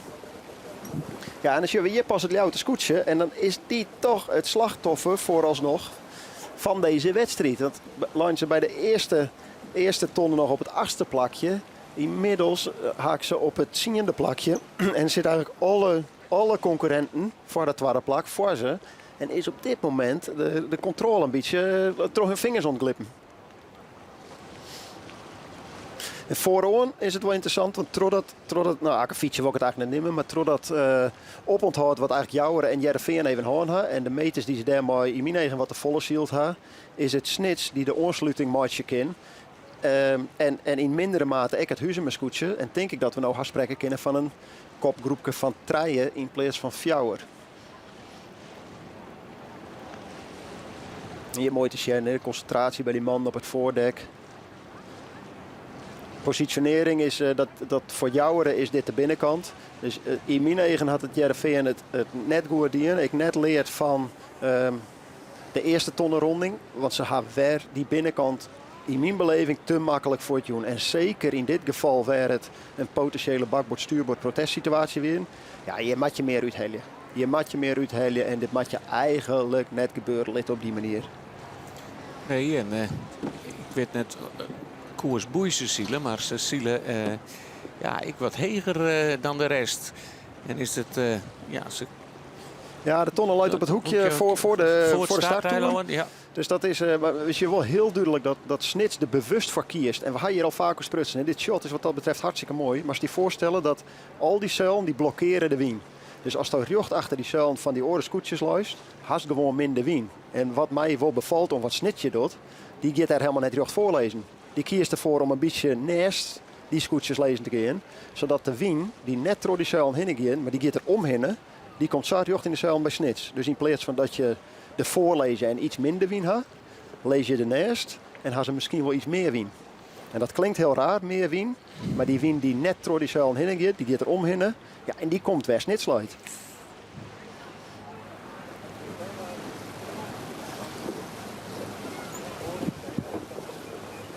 Ja, er is nog een lietstukje naar die tonnen, maar nu ben ik wel heel benijd, want dan krijgen we dezelfde vraag weer. Hoe volle rondte kiezen nemen om die tonnen mooi aan te rennen? Want wat Snits Goerdien had is net alleen nog dat ze daar die vrije wien op zieken, maar ze komen straks op een mooiere hoek om bij die onderste tonnen. Dus die heeft alle tijd om een hele rustige ronding te maken. Die kan al die snelheid meenemen. Hele Wien is in principe de snelste koers van de meeste zeilboten. Dan ga je de Wien er dwars in, dan ga je zo druk in het zeil. Dus je kan een beetje versnellen. Ja, en als je die snelheid meenemen, kan je het volgende cruiserakje in. Dat scheelt toch, we krijgen een paar meters tot misschien wel een hele skipslengte.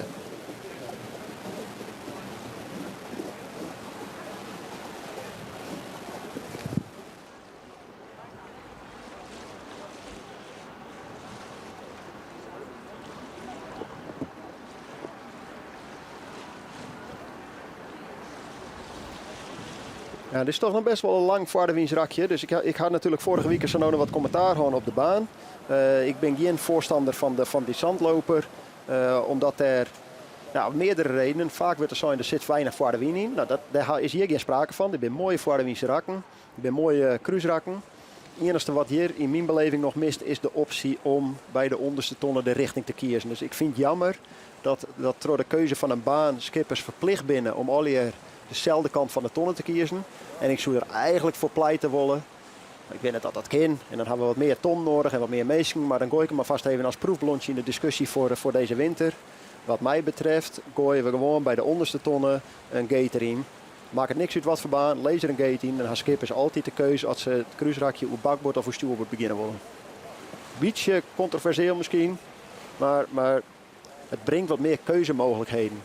Ondertussen, terwijl ik dat verhaal vertel, is het ook wel even interessant om te zien. Want is het eigenlijk het Jereveen wat meer snelheid had dan de jouwer. En misschien Wolf vrij voorkomen kan en daar trok je rond te hoeten Jan. Dus het zou samen zijn wezen kunnen dat het Jereveen, wat hier volle bak in de strijd is voor het tweede plak in het kampioenschap, toch de leiding behoudt op dit moment. Maar dit lijkt het wel dat Vingen toch echt vrij voorluidt nou. En dan komt die Wien wat uit een orenhoeken waai. En daar profiteren ze dan van. Ja, dit is duidelijk. En Stuart de Jouwer misschien nou bewust ik even wat meer eronder. Ja, wat een beetje strijdig is. Stel dat het zo is dat het Veen je voorluidt en Jouwer eigenlijk denkt van ik kom er net meer tussen. Dat moment komt aan een keer. Je denkt de hele tijd, we gaan voor die onval en we kunnen die punt van het skip ertussen zetten. Nou, je ziet het fantastisch, dat krijgt wel, krijgt net. Zodra het Jouwer concludeert, het kan net. Dus het Jereveen had voorrang bij deze tonnen. We moeten eerst hun gaan litten. Dan had zij er alle belang bij dat het Jereveen zo goed mogelijk gaat.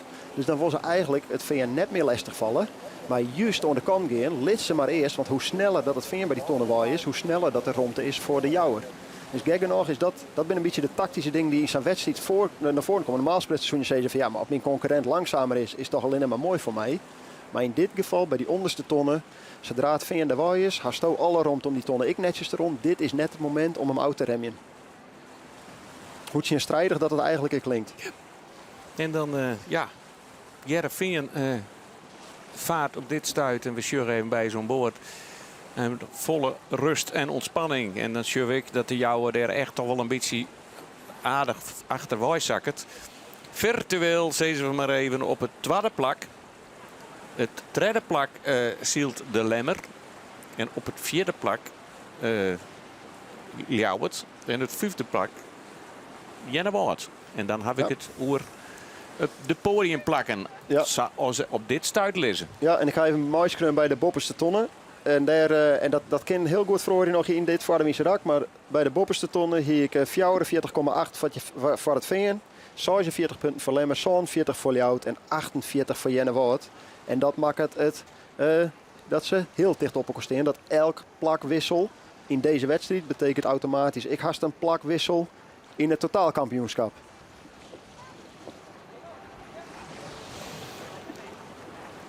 Wij binnen onderwijs, ja wij net, want oors dan hij hem net zulke mooie beelden. Want wij lezen hier bij de Lietse Grienen, maar de scootjes binnen onderwijs. Nou, het starteiland weer, het Koolsmeerlaan is het eens, maar terug maar de starttoer die erop staat, wordt het altijd het starteiland neemt. En daar zit alle publiek aan de kant. En deze tonnen, die moeten ze bakboord ronden. Dus het betekent dus dat ze mooi de klok mooi draaien moeten. En dan is het toch, in een vaardewiensrak sprinters even voort. Of zou de jouwer even een puts erachter hangen. Dat ze wel even goed waskoren binnen. Ja, want het is toch de grote tuig van de jouwer vol eens vol op voor de Wiense rakken. Ja, nee, ik denk dat is gelijk hier is dat de wien krek een beetje draait en dat het net meer een hele Wiense rak wordt. Dus dat jouwer echt boppen het vingerluid, maar dat het volle meer een voor Wiense rak worden is. En dat het veen echt maar iets meer wien, een kwartere afstand zielekoer naar de tonnen. Nou ben ik wel even benieuwd op ik zou zo graag zien willen dat ze nou even alle rond te pakken die ze hebben. Dat ze hier even een mooie bocht van maatje, want dan voorkomt ik dat de jouwer heger uitkomen kan. En dan zet hij zelf mooi op voor het volgende rak. En ze hebben ik alle rond om dat te doen. Ik bedoel, het is net dat ze toch een oor dwongen worden. Nee, dus dat is echt, soms wil je forceerd en dan is het een beetje een geforceerde foutje, zullen we maar zeggen. Maar op dit moment is het totaal geen reden om dat net netjes te doen. We zullen het even zien, we moeten volgend jaar massief gaan gaan. Dat we gewoon bij elke tonnenronding hier maar bordjes omheen. Nou, we volgen het even. Het is natuurlijk net een soort druk in tuig. Nee, en net een soort druk betekent voor mij nog meer erom te nemen. Want dan ga je nog meer tijd om... Je wil het skip net oud-remmen. Je wil dat het skip gong houdt. Je wil al dat momentum wat je had, dat wil je zo volle mogelijk bewaren. Dus, op dit stuit hier dus de scoort onwijze maat. Op dit stuit hier wat mij betreft de scoort onwijze maat. En hier die volle hegere koers zielen maten. Dus dit hele draai, dit is gewoon hichte voortjan. En dat hier ik voor de tonnen in. En het kost nou in het Onewiense rak kost dat gewoon volle meer. En bij jou is je hetzelfde. Ik die sturen vierste betiert naar die tonnen wat mij betreft. Snits, die had de rondte wat ik denk dat je had willen.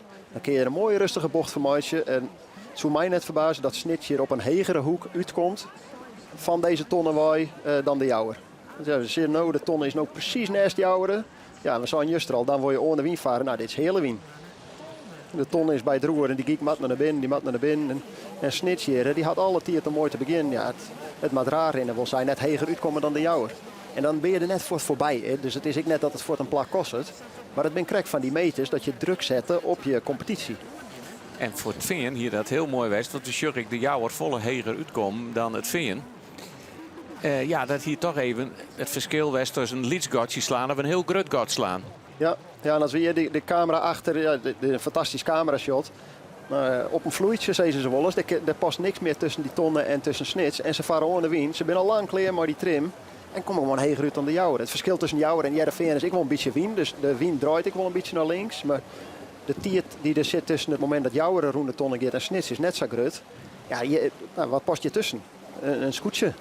Qua hichte dan. Hè. Dus ja, dat is gewoon een mooie, een simpele manier om meters te verdienen. Je wil zuinig wezen met meters.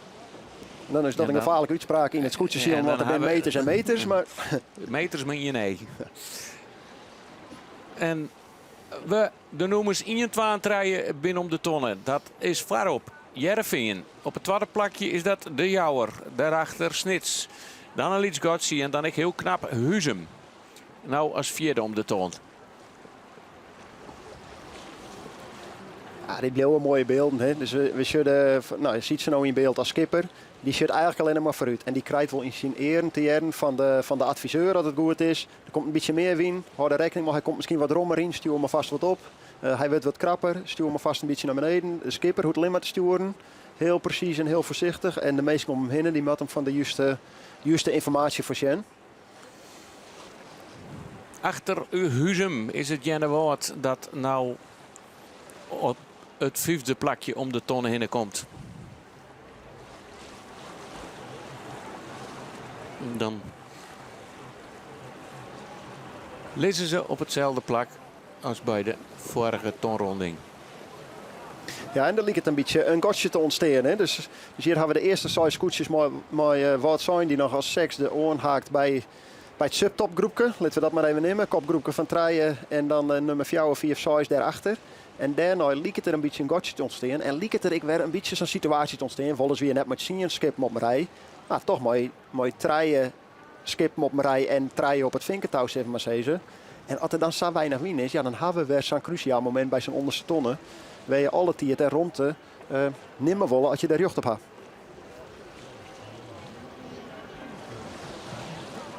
Mooi voor het publiek, hè? Dus ik ben dat wel eerst maar de wedstrijd leren. Ondanks dat ik zo nog wat commentaar hou op baan, ben ik het wel mooi mee eens dat op deze manier komen de scootjes wel overal op de mar.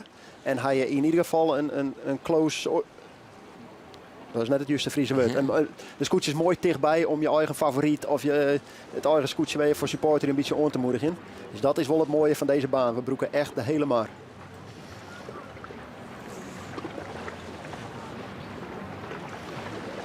Sietse Brouwer van het Zingen.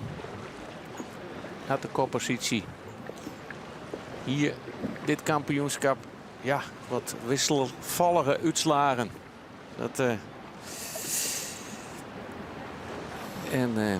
Daar toch, doet er dus net meer mooi om de haardprijs. Die is al verzijn. Maar ja, een 14e plak toen ze omsloegen op de Pikmar. Nou ja, wie op wie de hier. Maar op de wedstrijd bij Grauw. En dat is een keer een 6. En al lang waar wonnen ze. Op 10 centimeter voor Grauw. Op Eerlehuizen winnen ze 3e. Op Staren winnen ze 5e. Wat zijn de tweede? De inhaalwedstrijd wordt zijn wie een 5e. Ja, Lemmer 1 wie een 12e. En Lemmer 2 wie een 10e. Ja, daar gaan ze een heel soort jure punten op roen, hè? Ja, dat is te duur. En dat kun je dan net, hè? En het is inderdaad weer dat er een behoorlijk gotje ontstaan is achter de nummer 6 wat zijn. Terwijl weer de tonnenronding van Akram, Lemmer en Grauw. Ja, en dat gewoon, dit is wat ik correct bedoelde. Je wilde dat Akram daar zo snel mogelijk waai is. Als Lemmer zijnde en als Grauw zijnde. Want je mag toch wachten op dat schip. Dus hoe sneller, hoe beter. Zit ze net in het paard. Laat ze zo snel mogelijk bij die tonnen waai wezen. En dan kun je er zelf mee. En Grauw maar gewoon wachten. Die gaat niks worsten dan wachten wat ze voor doen. En dit is een van de redenen wat mij betreft waarom dat Grauw, even los van de laatste 2 dagen dan, maar zo weinig fouten maken had. Wat zij voor doen hier is ze nemen die ronde en ze willen netjes een tonnenronde maken. Dus in ieder geval mijn commentaren weer waarom wint Grauw. Toch ja, die maakt je relatief weinig fouten. En dat is inderdaad verloren in de laatste 2 dagen, maar dat is wel een van de redenen waarom dat zij saboteert al dit hier kampioen winnen.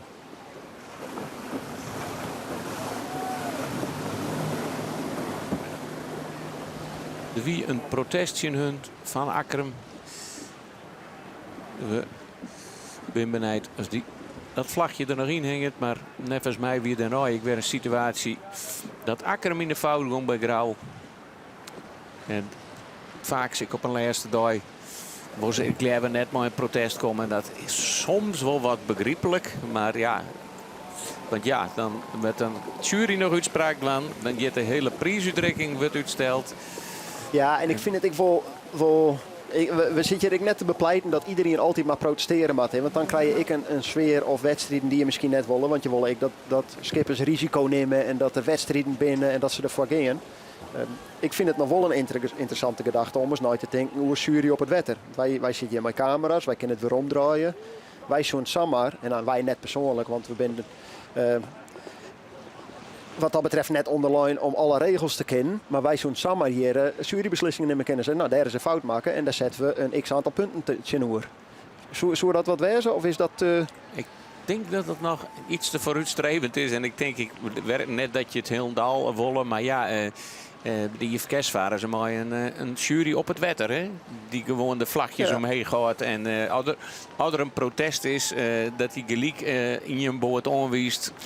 Ja, ik kan me er wel iets bij voorstellen. Hè? Want dan en dit is net een discussie van dit is iets voor in de winter. Maar ik kan me zomaar voorstellen dat je zegt, we gaan een categorie fouten.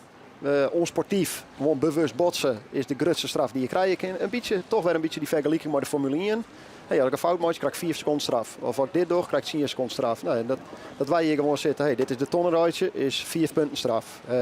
Bakbord, stuurbord, wat nergens op slaat, wat gewoon een grote overtreding is. Zo'n punt, ik neem maar wat. Het zou er in ieder geval verzorgen dat de skippers net onderling hoeven te beslissen van ja, ik wil protesteren, ik net protesteren. En dit is mijn vriendje of dit is mijn broer en dit is mijn... Maar dat we gewoon een objectieve strijd krijgen. Ze maakt het er maar even over van het winter. En dat kan eens al gelijk naar deze dag. Want we zien hoe de finale dag op de Snitse Mar. Mooi. Nou, onder Liering en Jerk weer ietsje meer win en druk in de zaal voor Harmen Brouwer. Sietse. Ja, mooi. Dat is het even correctie. De kessen ik net uit elkaar horen, hè, haast. Maar ze hebben gelukkig nou een red shirt aan en een blauw shirt aan. Het Veen.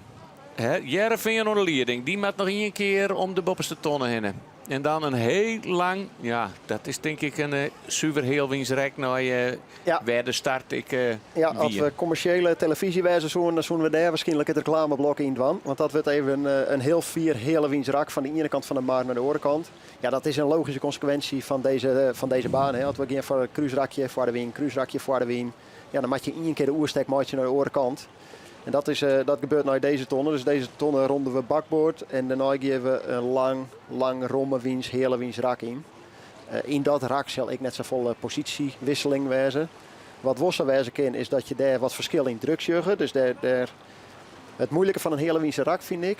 Je hebt net zo volle invloed op waar je langs gaat. Dus je bent een beetje afhankelijk van wat voor wien je krijgt.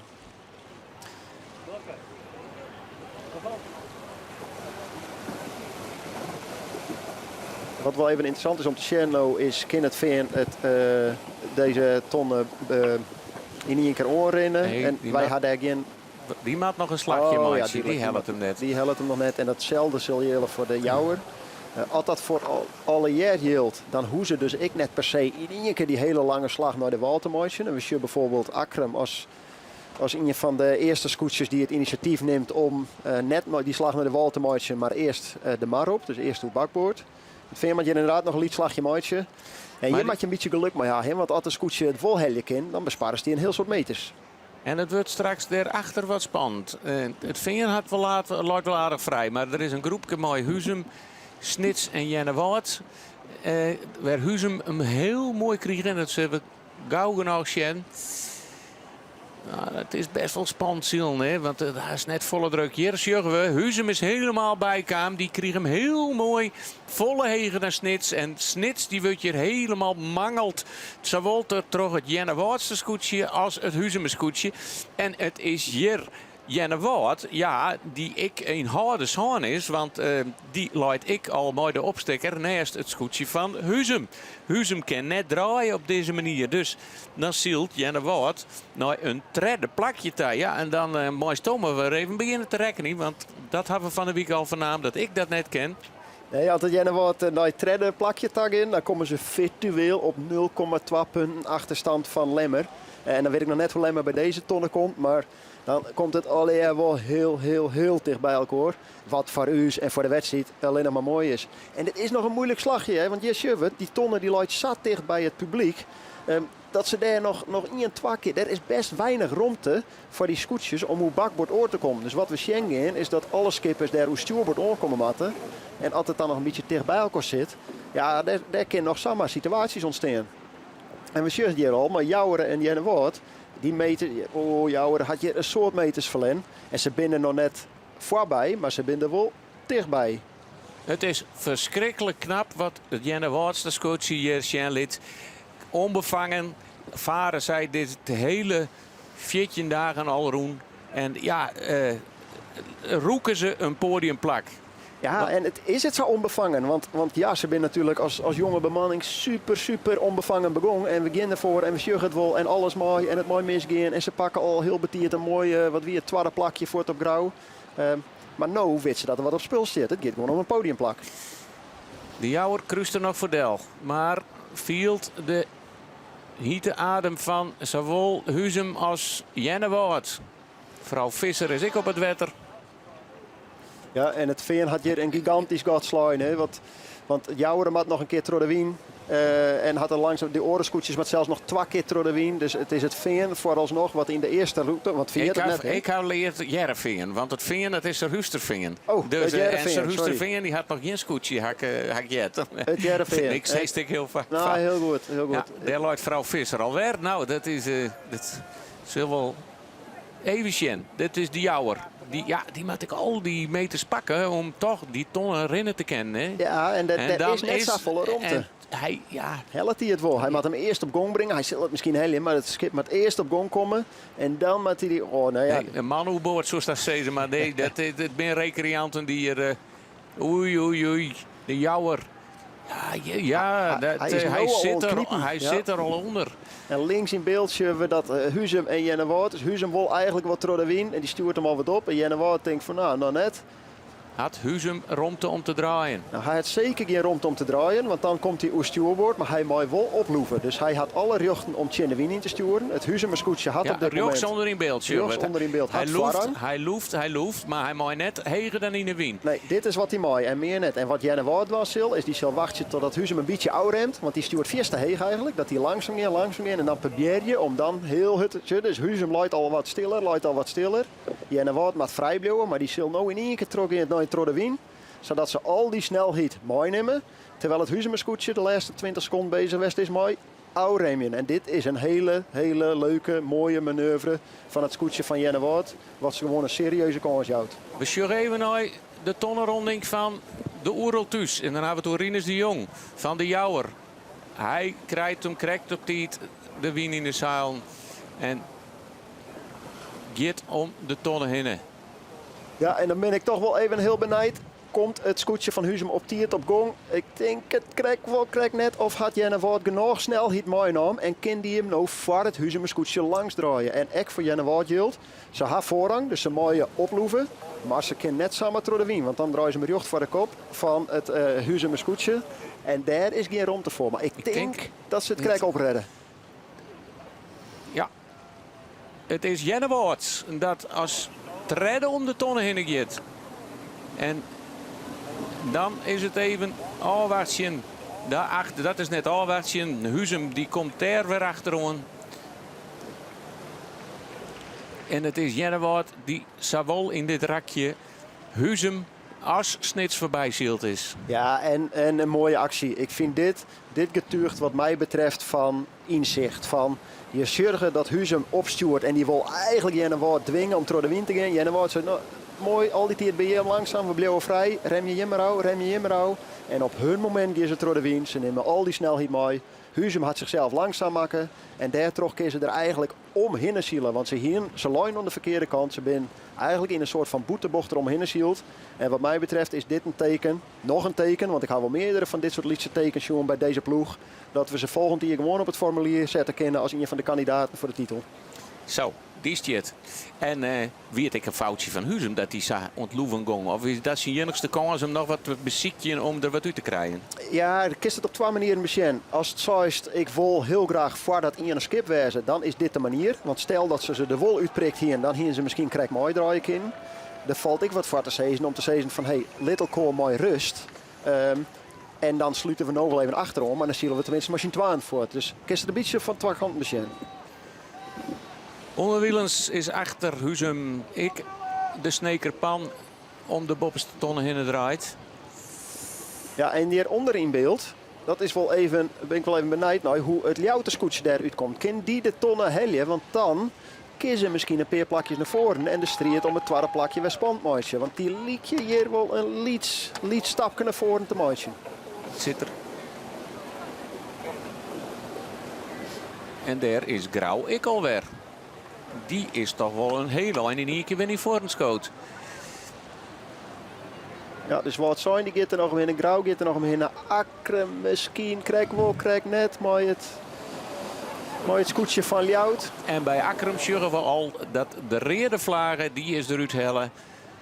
Dus ja, dan moet ze nog wel even vrij achter Grauw gaan zielen. Want dat gaat er deun achter Del. Daar kan Ljout het weer in doeken. En hier hebben we de Lemmer. Ja, slachtoffer van dit cruiserakje is Lemmer. Die verliest je 2 plakjes. Komt door stuurboord aan, mat ik achter Ljouwendel. En hier zorgen we de D van Drachten. Ja, ik weer een net zo'n lekkere wedstrijd voor Jeroen Pietersma. En dan nemen we ze even op. Als ze al hier in het hele Wiense rak zitten. En je zegt hoe lang dat rak is en hoe vier die tonnen is. En hoe vier dat het van Utroen is. Hè? Het is ongelooflijk. Vorige cruiserak gaan ze Nou ja, we kennen net wederom de huid verkopen voordat er iets ketten is. Maar het veen gaat hier wel heel riant op kop. Hè. En dit is een hele grote kans op hun die-oewinning. Dit zijn douwe visserpraktijken om zo'n groot gat te slaan. Dit zijn de douwe visserpraktijken. Ja, en de strijd blijft spannend. Hè, want ik ga snel even mooi screuen. Dus licht voorbehoud. Maar de virtuele stand om het tweede plakje is het Heerenveen 44,8 punten. Jennewoord 46 punten, virtueel nou op het derde plak. En Ljouwert 46,9, dus die staat er heel dicht achter. En Lemmer op 48,8. En die skippen lezen al eerst zat dicht bij elkaar. Als Lemmer en Ljouwert wisselen van plak scheelt het al 2 punten. Dus de hele strijd nog hier wat dat betreft. En we nemen ze maar even op. Wils de hele mannen nog een slagje maatje maat, want die kent de tonnen net berennen. Safir, nee, ze binnen zelfs, er zitten nog zelfs een wat lint kruisrak en daar binnen nog wat behoorlijk slachtoffer worden van wat tonnenrondingen. Maar we nemen het even op van Boppen naar onder en dat is op het eerste plak Heerenveen, maar een heel groot gat en daarachter komt de Jouwer, dan Jennewoord en Huzum en Snits en dan komt er weer een gatje. En daar zit op het 6e plak wat zijn Sander Grauw alweer. En die had toch een aardig handje ophellen. Hè? Want hier een minne tonronding op een joggende plakje. Maar die is ik onliering van het groepje. En 8e plak Akrum, Njoggen Ljouwert, Sinje Lemmer, Alve Drachten, Tolwe de hele mannen.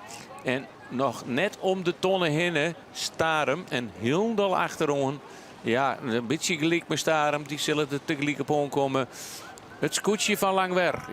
Hier de Zuidwesthoek. Het is wel Langwer dat nou nog Rom voor Auke de Groot van Starum voor Delgiet. Ja, Langwaar is weer het grote slachtoffer van de allereerste onderboei. Van de allereerste tonnenronding. Want die kwamen als 8e bij de bopperste tonnen. Bij de eerste bopperste tonnen. En die ging daar van 8 naar 3 en 4. En die kwam daar helemaal in de vernieling. Wat mij betreft een beetje terug eigen taadwan. Ze hier dat jij er voor Schenken dat ze aan de boetekant zitten. Maar het moeilijk is, je verliest daar volle plakken. Probeer je die maar eens weer om te winnen. Want van nou op zo'n hele Wiense rak zit net zo volle in. Dus daar loopt het een beetje uit elkaar. Dus het wordt hoe langer, hoe moeilijker om in te halen. Dan zullen we nou de Jouwer om het tonnen heen draaien. En die shit meer achterom zien dan vooruit. Want achter hem daar zit Jennewoord. En ja, die komt al aardig dichtbij. Ja, en die zit er even lekker in. Hè. Die had het momentum wat dat betreft een beetje aan hun zijde. Mooi dat fantastische vorige cruiserakje. Die zal de positieve vibes wel veel aan boord.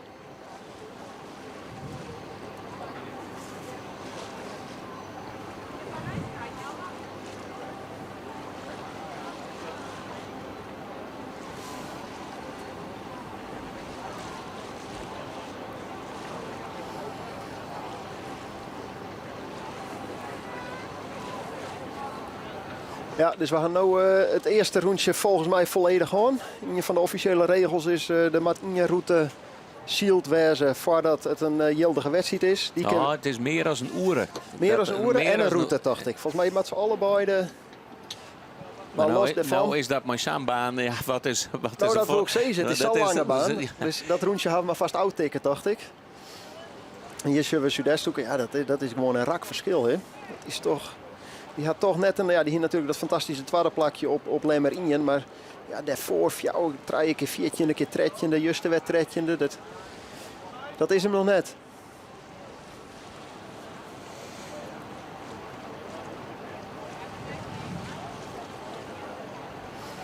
Ja, en we hebben dan in het vorige raksprutsen van een top 6 hebben we nu een top 1. En daar een groepje van 4 achter. Dat is hier Sietse die... Maar hij schuurt al wat moeilijker dan ze krijgt. Terwijl nou Soenje zei er is iets meer ruimte voor ontspanning.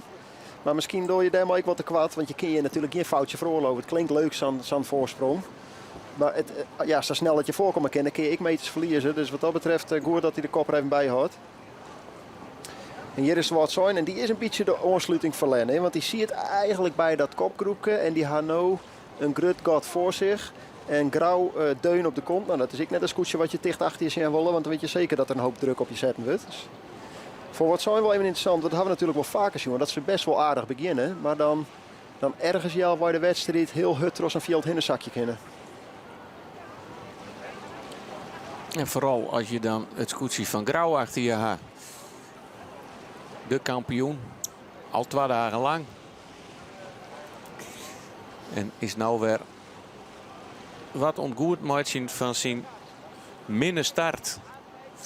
Hij ging zelfs op naar de lijn heen. Ze hadden misschien de tonnenrekken, het pinend en ben toen op nij starten. Daar liep het op. Daar liep het op. Te jaren met Akram.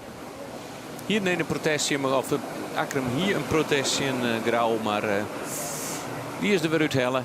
Ja, nou, Grauw had denk ik nog straf om terug op nij weer om te gaan. Dus altijd voor die situatie wie dan liep het me dat terecht. Hier zien we weer de 2 scootjes, de 2 camphans, hebben we ze Ljout en Lemmer. Nog steeds dicht bij elkaar. Maar ja, de strijd gaat inmiddels virtueel net om het tweede plakje. Misschien wel net meer om het derde plakje. Maar om het 4e plakje had ze net oppassen. Dus het wordt hier voor die 2 om elkaar wat minder lastig te maken. En te zwaar is dat ze wat punten naar voren gaan. Want anders dan is het hier het Jereveen wat er maar het 2e plak van terug heeft. En het Jennewaarse scootje wat er maar het 3e plak van terug heeft.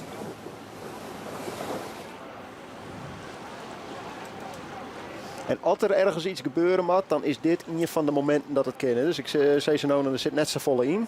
Maar dit is een mooi lang cruiserakje. Het nadeel is, ze beginnen alweer hoe dezelfde boeg. Dus ze moeten alweer hoe bakbord beginnen, omdat ze de ton op dezelfde manier ronden moeten. Maar er is wel zoveel afstand van de onderste tonnen naar de bovenste tonnen, dat er wel wat kansen in zitten. Dus zie je iets, is er wat drukverschil, wil je een keer wat oors dan de concurrentie, dan is dit het rak waar de kans het grutst is en waar er wat gebeuren moet.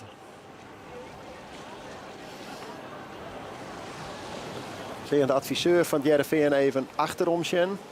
Nou ik weer vooruit. Ik wil zeggen achterom hoe je net zo volle te zien in cruiseak, want het gebeurt voor je. Daar is de win. Maar ik snap wel dat ze nou even achterom zeggen. Wat doet de concurrentie? Waar lezen ze?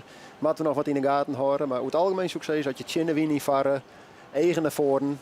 Wel uit de tonnen. Hier zien we de tonnen rechts in beeld. Welke wien hebben we? Wat wordt de snelste route van waar we nou binnen? Naar die tonnen, maar die gele pet. Dat is alles wat belangrijk is. Wat er achter hun gebeurt, dat doet er net aan. Want die wien die bij de skippen is, die achter hun is, die had het Jereveen, mag ik zeggen, die had dat al gewoon. Dus aan de wien, vooruit zien, want daar komt de wien bij. Voor de wien, achterom zien, want dan komt de wien van achter. Dus over het algemeen zou je zeggen, adviseur zijnde, je vooral naar voren, waar komt die wien? Moeten we nog een keer uw slag? Is dit uw slag? Nou, en nou ben ze zat dicht bij de tonnen dat het geen cel om. Waar is de leyline? En de leyline is een moeilijk Fries begrip voor waar moet ik door de wind, zodat ik de tonnen in 1 keer rennen kan zonder nog een keer door de wind te maken. Dus het laatste stuk, en dat is inschatten. Dat is, hier keer we door de wind en dan hellen we hem precies. Je wil net de 4, maar je wil zeker net de kwart.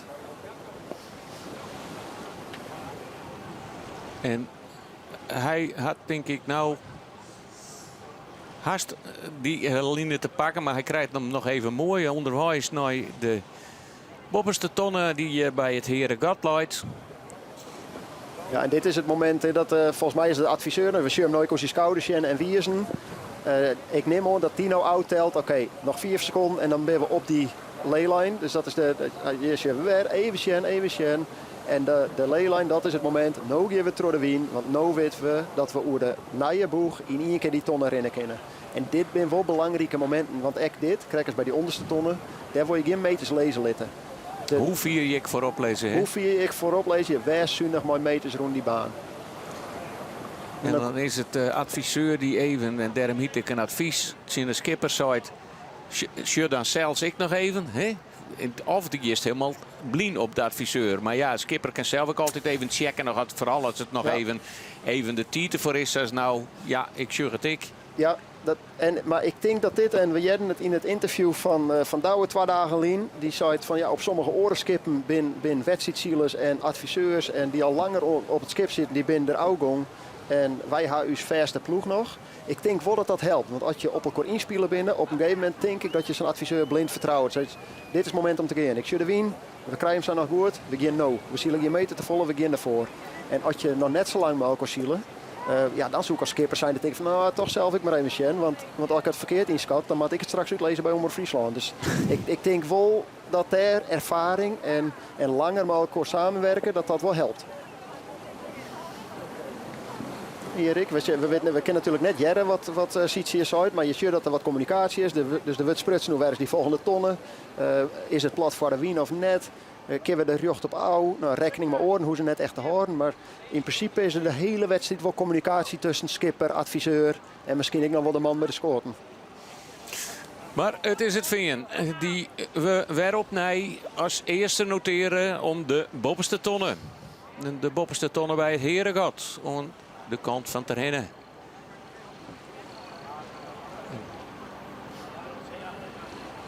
Dan lezen daar een heel soort boordjes in die bocht. Heel vier, het mooie gezicht, maar je lezen heel vier van de baan al. Hè? Ja, vergeleken met de vorige bovenste tonnen, waar de zwemmers een beetje het soort onruis kennen, is het een groot verschil. Ja. Ik vind het wel altijd fantastisch om te zien dat er zoveel boordjes op ouw komen. Want het kampioenschap is al beslist. Dus je zo'n zeggen van wat komen we dan, maar dat toch de strijd voor de duivelwinning, de strijd voor zijn tweede plak. Waarschijnlijk echt het mooie waar. Er komen toch wel een soort mensen altijd op ouw. Ja, en dat je dit soort beelden ziet, het hele wedstrijdwetter is om miljoen mooie lietseboordjes en sloepjes en grotere skippen. Ja, dat is fantastisch. Maar dit is, ja, hij is wel uniek in de verhaal, hè? Zoveel publiek bij zielwedstrijden, want daar hast in de lietseboordjes, dan nemen we het dan altijd, maar dan vaar je vaak redelijk in je op zijn Maroen als net. Nou ja, op dit moment... Zoveel publiek? Hij heeft daar zoveel publiek? Op dit moment is de wereldkampioenschappen voor alle Olympische klassen. Die vinden deze week een plak in Scheveningen. En dan denk je, oh, dan geven we het daar. En dan geven we het bordje aan de zijkant lezen. Maar die varen 3-4 mijl uit de kust. Haast geluk als een zeiltje zijn kist, ligt stingen als die wedstrijd volgekist. En dan is het voordeel natuurlijk hier wel dat het 4 scootjes hast. Die ben grut. Het binnen maar 4. En we kunnen duidelijk zien wie ze binnen. Om een voorbeeld te Jan, Marit die zielt op dit moment het wereldkampioenschap. En dat door 140 mooi. 140 lietseboordjes, mooi lietsezeil. Dus het is wat moeilijker te volgen. Dus wat dat betreft snap ik dat wel. Maar ik vind het wel jammer. Ik vind het jammer dat het zielen zo moeilijk in beeld te brengen is. Wat dat betreft zou ik zeggen, de internationale zielfederatie moet een keer 2 weken mooi draaien bij Omroep Friesland hier. Mooi, de beelden. Camerawerk, regie. Camerawerk. Het is gewoon mooi in beeld gebracht. Zo makkelijk is het net. Er is nog één organisatie, dat heet de SealGP. Voor de mensen die echt Seal-fan binnen, dat is te volgen op YouTube. Daar zit ik een ontwikkeling in. Er zit een soort goede zielers in die steeds meer het ziel naar de mensen te brengen willen. Dus die zielen voor de kant, die door wedstrijdjes van 12 minuten, een hoop spektakel. Dat is mooi de foilende katamarans. Dus het gaat snel, het is spectaculair. En die ontwikkeling is voor zielen als kijksport denk ik wel een goeie.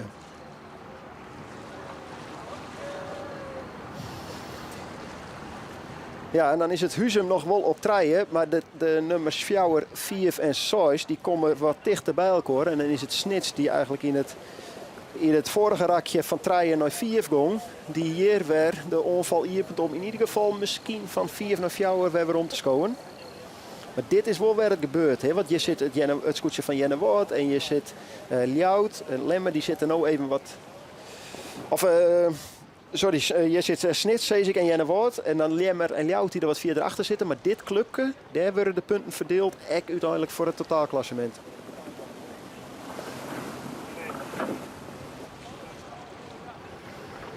Ja, Snits redt het op. Snits op 4, Jenne Woord op 4. Die daar mooi weer virtueel hun podiumplakje op het spul zetten.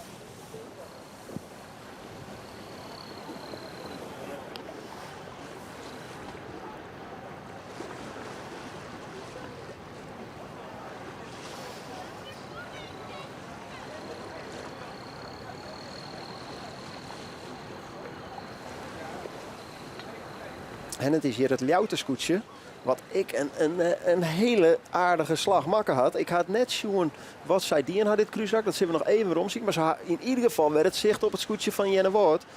Wolles weer verliezen hier nog Of verliezen ze, hier ze misschien nog net de 2 plakjes aan het grauwste scootje en aan Akram die er waarschijnlijk maar wat meer wien door hinderzielen. Dus de tonnenronding wie hier net zo. Maar het feit dat we Ljout en Jennewoord zo makkelijk in 1 shot krijgen, terwijl ze bij de vorige tonnen treden en joggen de lijn, is een goede ontwikkeling voor het scootje van Ljout. Die ben nog net uitschakelen voor de podiumplakken. Nee, Jennewoord die had het hier wat zitten litten. Die had hetzelfde slagje maken als Jereveen. Maar komt er toch volle minder uit. En shut dan Huzem en Snits weer warm voorbij zien. Wil ze hier een aardig loefduel sjuggen. Ze gaan het loefduel om met Grauw, terwijl Ljout, hun directe concurrent, voort naar beneden gaat. Ja, dit is een kans voor Ljout om de aansluiting weer te vinden. Op zijn minst maar Jennewoord. En dan komen ze ook alweer in de buurt. Want het verschil, dan laten we dat nog maar 1 keer zeggen, tussen het Jereveen en Ljout is 6 punten. Ja, en Ljout komt nou weer in de buurt om dat gotje Lietse dan 6 punten te houden.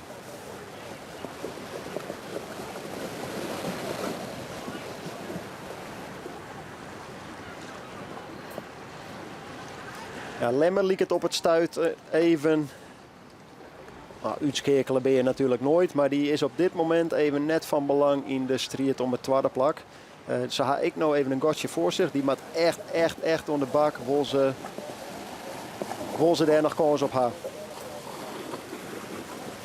Stuart Voordel. Ken correct.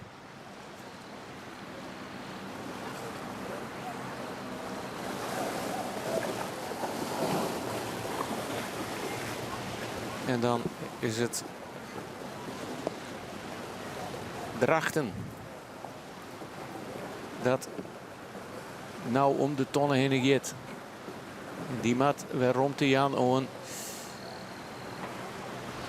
de hele mannen die er weer tussen knipt. De 2 drachtste scootjes. Ja, en dan is het weer, en we zijn het krekkel, dan is het weer wat zijn die er op een moment doorheen zakken dat je eigenlijk net willen. Want langs ze bij de vorige tonnen nog mooi sekste. Ze kennen er haast achter de helft vallen, zo je zeggen. Hè? Ik bedoel als even, maar ze doen het net aan. Het is gewoon net goed, hè? Want in de eerste ronde zeiden we ze lezen op een 6e plakje bij de kopgroep van 6. En op een gegeven moment ik mijzelf zezen, er is nu nog een kopgroepje van 4. Wat zijn had de aansluiting net meer Grauw zit erachter. Ja, en nu tellen we ze alweer op. Ja, wat is het? Alweer 12e plak. Hoe dan? Ja. Dat moet net gebeuren. Zo snel, zo volle plakken verliezen. Want dan wordt het gewoon heel dreig om een fatsoenlijk klassement te zien. En, nou, hier zien we misschien de hoe dan. Ze zijn er zelf ook achter dat het net helemaal geert zat ze wollen. Want er werd van alles onpas. Je mag toch maar even mee helpen. Ik weet inmiddels dat ze de stroppen onpassen. Maar... Ja, er zijn de rakbanden en de stroppen. En daar zitten de kloten omheen. En dat is een mooi sprek met de kloten van het bak. Als die voor de blokken komen, dan gaat het mis. Nou, het gaat mis bij hun. En ze stroppen dan een beetje losser, denk ik. Want al nog lang de windkracht. Ietsje meer romte Jan op het tuur. Ietsje meer bolling. Dat is er wat meer druk erin haast. Ja, en wat hudder zielst. Want Wien, ja, we kennen toch wel zeggen dat hij nou, in elk geval net hudder wordt. Het lijkt het een beetje aan te flauwen, hè? Ja, en daar zit natuurlijk ik nog bij dat in principe had je voor de windzielen voor je het zelfs bol mogelijk. Je wil een mooi boltuur, terwijl je ohne windzielen wil je het wat vlakker ha. Door zei ik, want ik weet dat ze de boel wel wat bollen erop zetten in de Vaarderwien, maar zou het ik de moeite waard wezen om in die Vaarderwiense rakken gewoon elke keer dit te doen? Stroppen los, hier naar boven en vlak voor de onderste tonnen er weer in? Of is dat correct de volle gedoe? Ik denk dat dan haast ik heel snel kan als op een foutje. Dan steven het correct verkeerd dorst en alles en nog wat. De 16 tuur van tevoren op een stand waar denkt van dit is de gemiddelde windkracht die wij deze wedstrijd krijgen. En ja, en dat dan oors is of het net even helemaal rent. Of het denkt van nou ja, krijg ze zo even een zakje eronderuit. Maar we toch maar wat beziekje. Het is meestal twijfel, hè? Dan die tas laat. Ja, en dat is ook een van de dingen die we bij Grauw zeggen. Hè? Ja, als je vaak goed zielen, dan wil je ik wat daadkrachtiger. En dan valt het ik wat makkelijker. Je kant uit, hij er ik wat meer vertrouwen in. Dwaaien er gewoon op te vertrouwen dat het letter wel goed komt. Dus ik kan me voorstellen dat de scootjes wat zijn, Zuidwesthoek, Drachten. Dat je dan inderdaad toch wat twijfeling in. Dan denk je, ja, ben wij het? Is het materiaal? Is het trim? En het is vol heel erg van belang dat ze de vinger op de zere plak kennen en dwarren te lezen. Hè? Want anders dan wordt het net beter. Dus je moet wel dwarren om heel kritisch te wezen. Van ja, waar zit het hem in? Waarom horen wij het net bij? Waarom zitten we net vaker voorin? Ondertussen ben we wel weer bij de onderste tonnen. Zien we wel dat het gotje wat lietser worden is. Dus in dit voor de Wiense rak is het toch een beetje wien van achteren komen. Het is nog net direct bedreigend. Maar het verschil tussen het Jereveen en de Jouwer is net meer zo groot als dat het in het vorige hele Wiense rak weer. Dus wat dat betreft is het zeker nog net zo dat deze wedstrijd voorbij is. Ja, onder ons is er nog maar één scootje onderwijs naar de bopperste tonnen. Die nemen we even, maar we nemen even de stand zoals je nou, zoals ze op dit stuit zielen de scootjes. Op het eerste plak is het Jereveen, 2 Jouweren, 3 Huzum, 4 Snits, 5 Jennewoord, 6 Grauw, 7 Ljouwert, 8 Akrum, 9 Lemmer, 10 de hele mannen, 11 Drachten, 12 Woord zijn, 13 Langwaard en heel nul achterom is het de Zuidwesthoeken Mooistaren. Van Staren dus. Mooi, Auke de Groot. En dan luidt dit scootje virtueel. Mooi. Pieter Brouwer, de Heid hier bij de Giek. Die doet de onderligstrekker. Ja, en je ziet het, we hinder te krekken hoor. De turen worden gewoon aanpast. Is er wat meer wind, is er wat minder wind. Het onderliep wat vlakker, wat losser. En dan is het wel lekker dat je zoveel ervaring aan boord had. Mooi Pieter, die het natuurlijk jarenlang als skipper die had. Daarvoor zelf ik als adviseur, als bemanningslid. Dat helpt wat denk ik. Dat jouwt wel rustig op dit soort momenten. Dat het eigenlijk ergens om gaat nog. Om het tweede plak. Dan is het lekker dat je zoveel ervaring daar lezen had, toch? Ja, dit is vaak een ondersteunende rol. Maar een nieuwe jongens aan boord. Een beetje het is ook wat rust brengen. Wat lietse tipje aan. Het is een mentorrol. Ja, en dat de skipper hem concentreren kan op alleen het sturen.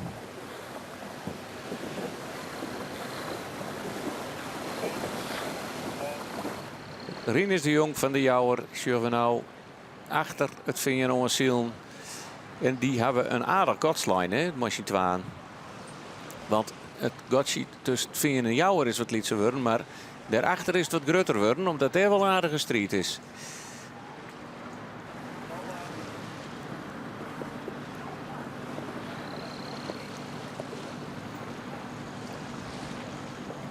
Ja, en dan is het toch het scootje van Jennewoord wat we een kwartier Kalien van zijn. Oh, die zit in de winning mood en die maakt je hun mooie manoeuvre bij net bij de oude bopperste tonnen, maar bij die daarvoor om van 4 naar 3 te gaan.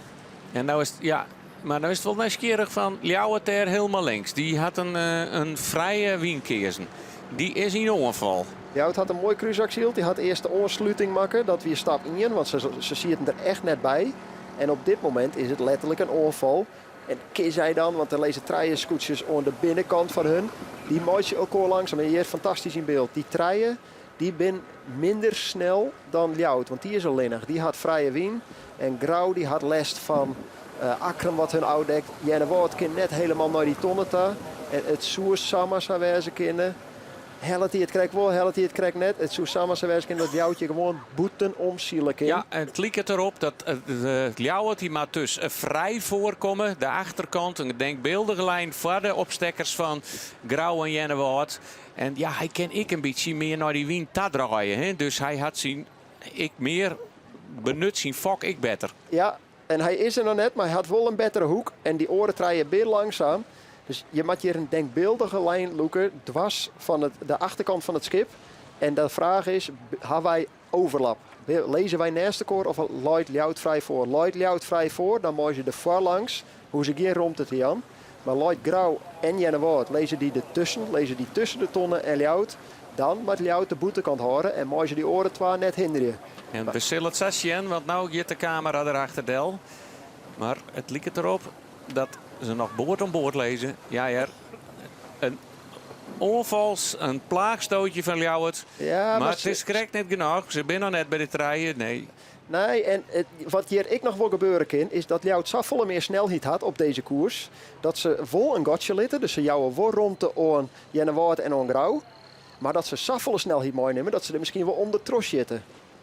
Maar dan moet er wel wat gebeuren. Het zou kunnen als je hier genoeg snelheid had, maar nu komen Want ze... zij zit natuurlijk nog maar de loert erin en dan hebben we je links hoe Grauw. En zij moet nog gijpen. Hij moet nog gijpen en Ljouwert die Dus op dit moment, Ja, ik denk ja, dat Ljout geen ja. jochten had. In principe met ze rond de Jan, maar ze had zoveel meer snelheid dat ze een kans had om de voorlangs te gaan zonder dat ze een regel uitreden. Ze mooie de oren net hinderen. Ze Maar binden er net, ze binden er net. net. Jouw ronde, master rond de Jan of Jennewoud, master rond de Jan. Mooist wel, als de langs kist en de hinderste net, is er niks aan de hand. Maar als je hier Jennewoud hinderen... Ja, nee, maar ze komen natuurlijk nou rommer om de die ton uit te die manoeuvre. Maar hij stuurt hem nou al scherp in. Dat betekent dat gewoon Ljouwert het weegt. Ja, en je laat natuurlijk jeder onder wien dan. En op jeder op gang dan Jennewoud. En dan een hele mooie manoeuvre. Het ken krijgt al hier van Willemswagen. En ja, we gaan weer punten tellen. Virtueel, maar deze manoeuvre gaat Ljout weer gewoon, zoek haast ze, naar het tweede plakje. Ljout hebben we met deze manoeuvre op het 5e plak in de wedstrijd. En dat brengt ze dan in totaal op 42,9. Terwijl het Jereveen op 44,8. Dus op dit moment virtueel Ljout op het tweede plak. Het Jereveen naar het derde plak.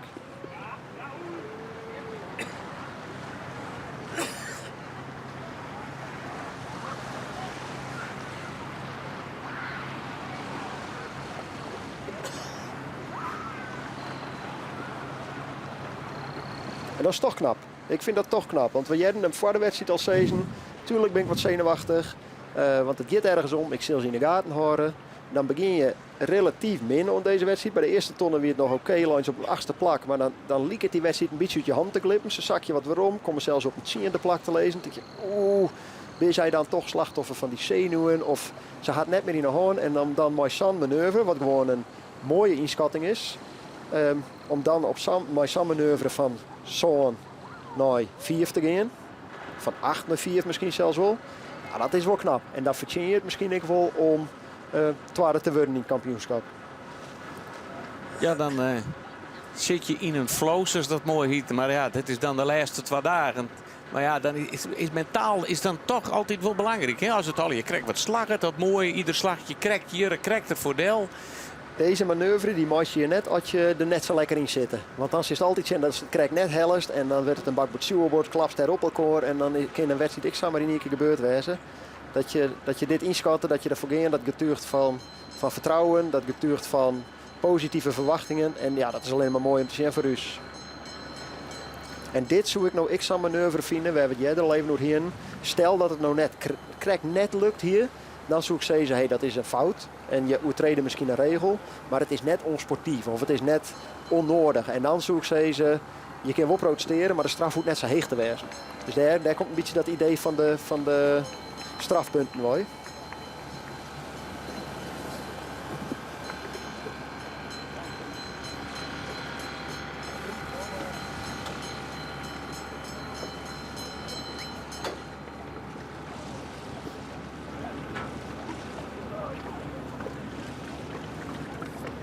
Dan ben er alweer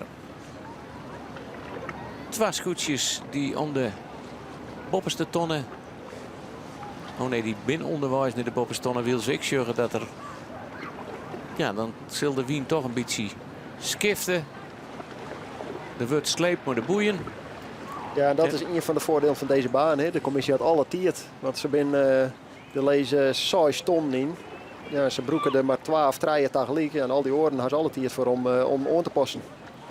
En 6 ton budget treien cruiserakken. Hè. Dus dan hebben ze een heel mogelijkheden. En dat wie ik wil verzijn dat de wien wat skiften zo. Als je nou toch dat vinger wel een lekker gonkje krijgt hier, er komt toch wel een beetje meer wien. Ja, het liep dat hoekje van rechts bovenin, om het zo maar even te nemen, van de baan. Dus, bij de Lietse Grienendel, dat dus eilandje. Bij de volgende bopperste tonnen, daar liep het zou nog wat minder te wezen. Ja, en als er wat minder wien in totaal is, dan worden de verschillen, dus de drukverschillen tussen waar krijg iets meer of krijg iets minder, die worden relatief grutter. En dat jouwt dan weer kans om gruttere verschillen te krijgen. Het verschil tussen windkracht 1 en 2 is maar 1, maar is relatief 2 keer zo volle. Terwijl het verschil tussen windkracht 4 en 4 is ik 1. Maar is relatief volle minder grut. Dus hoe minder de wind, hoe grutter de relatieve verschil. Ja, en als Erik Ljout had net alleen nog daar die tonnenronding krijg Helleken. Ze gong er ik maar saffel meer wien omheen. Komt daar toch ik in een gunstige positie ten opzichte van Jennewoord. Ze gaan ze net alleen nog inhellen. Ze slaan ik voor een gotje van een aantal skipslengten. En ze krijgen voor het een beetje lucht aan de achterkant. Dus voor Ljout, de oude roende 20 minuten, ben echt perfect voor hem. Ja, hier Snits en die zullen ik vaker dan oren jeder het initiatief nemen om de mar op te gaan. Dus ze trainen hier natuurlijk een soort, dus ze zullen absoluut weten wat ze doen, maar ze kiezen er heel bewust voor, opvallend vaak, om bij oorlogscoaches in de buurt te blijven. Dus dat kan twee dingen betekenen. Dat kan één betekenen, wij willen graag rondte, want we weten dat het goed is. Het kan ik betekenen, wij vielen u net zo vertrouwd, maar net zo vol vertrouwen in het skip dat we de directe confrontatie omgaan willen. En varen hebben we uw eigen koers. Dus ik weet nog net dat dit nou een heel sterkte of een zwakte bod is, maar opvallend is dat ze vaak het initiatief nemen om de rond op te zieken. Ja, het is wel hun thuiswedstrijd. En ik hun thuiswetter. En Jappie Meter als skipper. Maar ja, Douwe die kent het wetter hier natuurlijk. Ieder bultje, ieder gotje, ieder vlaagje, hij had je er al heel vaak zield. Ja, wat dat betreft maakt zeker het voordeel van de Twiel van Jan. En dat denk ik dat ze gaan voor wat ze zeggen. En proberen ze de best mogelijke keuzes te maken om hier zo goed mogelijk resultaat te zetten. We zitten je in, want Snits is door de wien en komt straks weer op Huizenmolen. Maar hier zeggen we de scootjes die achterom lezen. En dan hier helemaal onder in beeld de Zuidwesthoek. Maar ja, het is al een heel erg uiterlijke slaan in het hele veld, hè? Ja, hij is nog een lietsgroepje in de achterrijn. Maar ja, terwijl we de achterrijn de onderste tonnen ronden zullen we hier het Jereveen alweer bij de bopperste tonnen. Ja, een heel cruisrak verschil. Het is een beetje een logisch gevolg van de baan natuurlijk. Het loopt steeds meer uit elkaar, daar ontkom je net aan. Maar ja, het is toch wel lekker. Dat is het mooie van juist weer, dat er wat van die groepjes ontstaan en dat er nog wat wisseling ontstaan. Maar we moeten net vergeten, het middenveld, waar al onze kandidaten, Jennewoord, Ljout en Lemmer willen ze weer een beetje erachter bij elkaar in de buurt lezen. Er kan nog genoeg gebeuren om de tweede plak, het virtuele tweede plak en straks het echte tweede plak in dit kampioenschap op te eisen. En dan ben ik benijd, want ze staan er gewoon. Herinneren we een kwartier voor fjouweren. En de finish is vaak bij het starteiland of bij de bopperste ton. Dus ben ik benijd hoe lang het nog wordt voor de finishvlagen erin komt. Ja, het viel een beetje raar, want ja, we zijn al een heel skoft onderwijs, maar we zitten pas in ons tweede rondje. Ja. Dus het viel een beetje alsof we dan een heel skoft te gaan hebben. Maar als ze nog een rondje wachten, dan is het jouw een finish. Dus dan hoor je natuurlijk net, nou kun je op ieder punt van de baan kun je hem al kwijt. Je kan overal kiezen, we zien nog niks. Dus het is wat dat betreft, en het is ook nog wel een mooie zielerij. Hè. Er zit nog wel wat in, de skip bewegen. Wat mij betreft kan het nog wel even terug in. Maar Harswogel ze kiezen er vaak voor om die finish in de buurt van het starteiland te doen. Ja, en Jereveen doet gewoon alles wat ze doen moeten. Meer dan deze wedstrijd kun je net doen. Je hebt geen invloed op het oordendogen. Op deze manier hebben ze de grootste kans op een mogelijk tweede of mogelijk derde, maar in ieder geval een potentieel podiumplak. En meer kun je net doen. Je kunt jezelf in ieder geval Joert niks verwieten. En ik denk, hier zijn vorig jaar ik net de afsluitende overwinning hier op de Mar. Ja, toen win ik eerste op en hier ja, ik had een minder seizoen en dan is het, als je het zou afsluiten, is dan toch altijd wel even weer. Hier nog lekker de winter in. Lekker de winter in, ja. Ik vind dat eerste waaien vliegen hier. Wils wij wat in een rustige rakjes zitten en hier wij straks op. Nou ja, ik jouwer had hier natuurlijk alle romte en is die drokte een beetje onderin in. Eigenlijk al vanaf het begin. Maar het is vooral daarachter wat interessant is. Want daar hebben we Snits die een opmars maakt. Huizenmerscoetje, Ljout die naar voren komen is. Jennewoord, Lemmer. Ja, dat ben de... Ljout, Jennewoord, Lemmer. Dat ben de scootjes die we in de gaten houden moeten. En ik neem het nog maar één keer. Het verschil tussen Ljout en Jereveen is 6 punten. Jereveen krijgt er 0,9 bij. Ja, dus Ljout zit nou in binnen die 6 punten om dat tweede plakje nog veilig te stellen. En dan is de jouwe naar de bopperste tonnen. Weer mooi in beeld bracht. Hier vanuit het bakje in de kraan. En dat helpt me mooi even de gelegenheid om de camerameester Vincent, Thomas en Ronald even te bedanken. Die dit heel al zo mooi in beeld brengen hier op het wetter. En natuurlijk zonder stekkertjes en kabeltjes ben ik nergens. René, Steven en Marten, die, ja, je mjerren ze net, je msjeur ze net. Maar zonder hun ben we helemaal niet. Om deze prachtige beelden te sturen. En dan hebben we de droompiloten nog.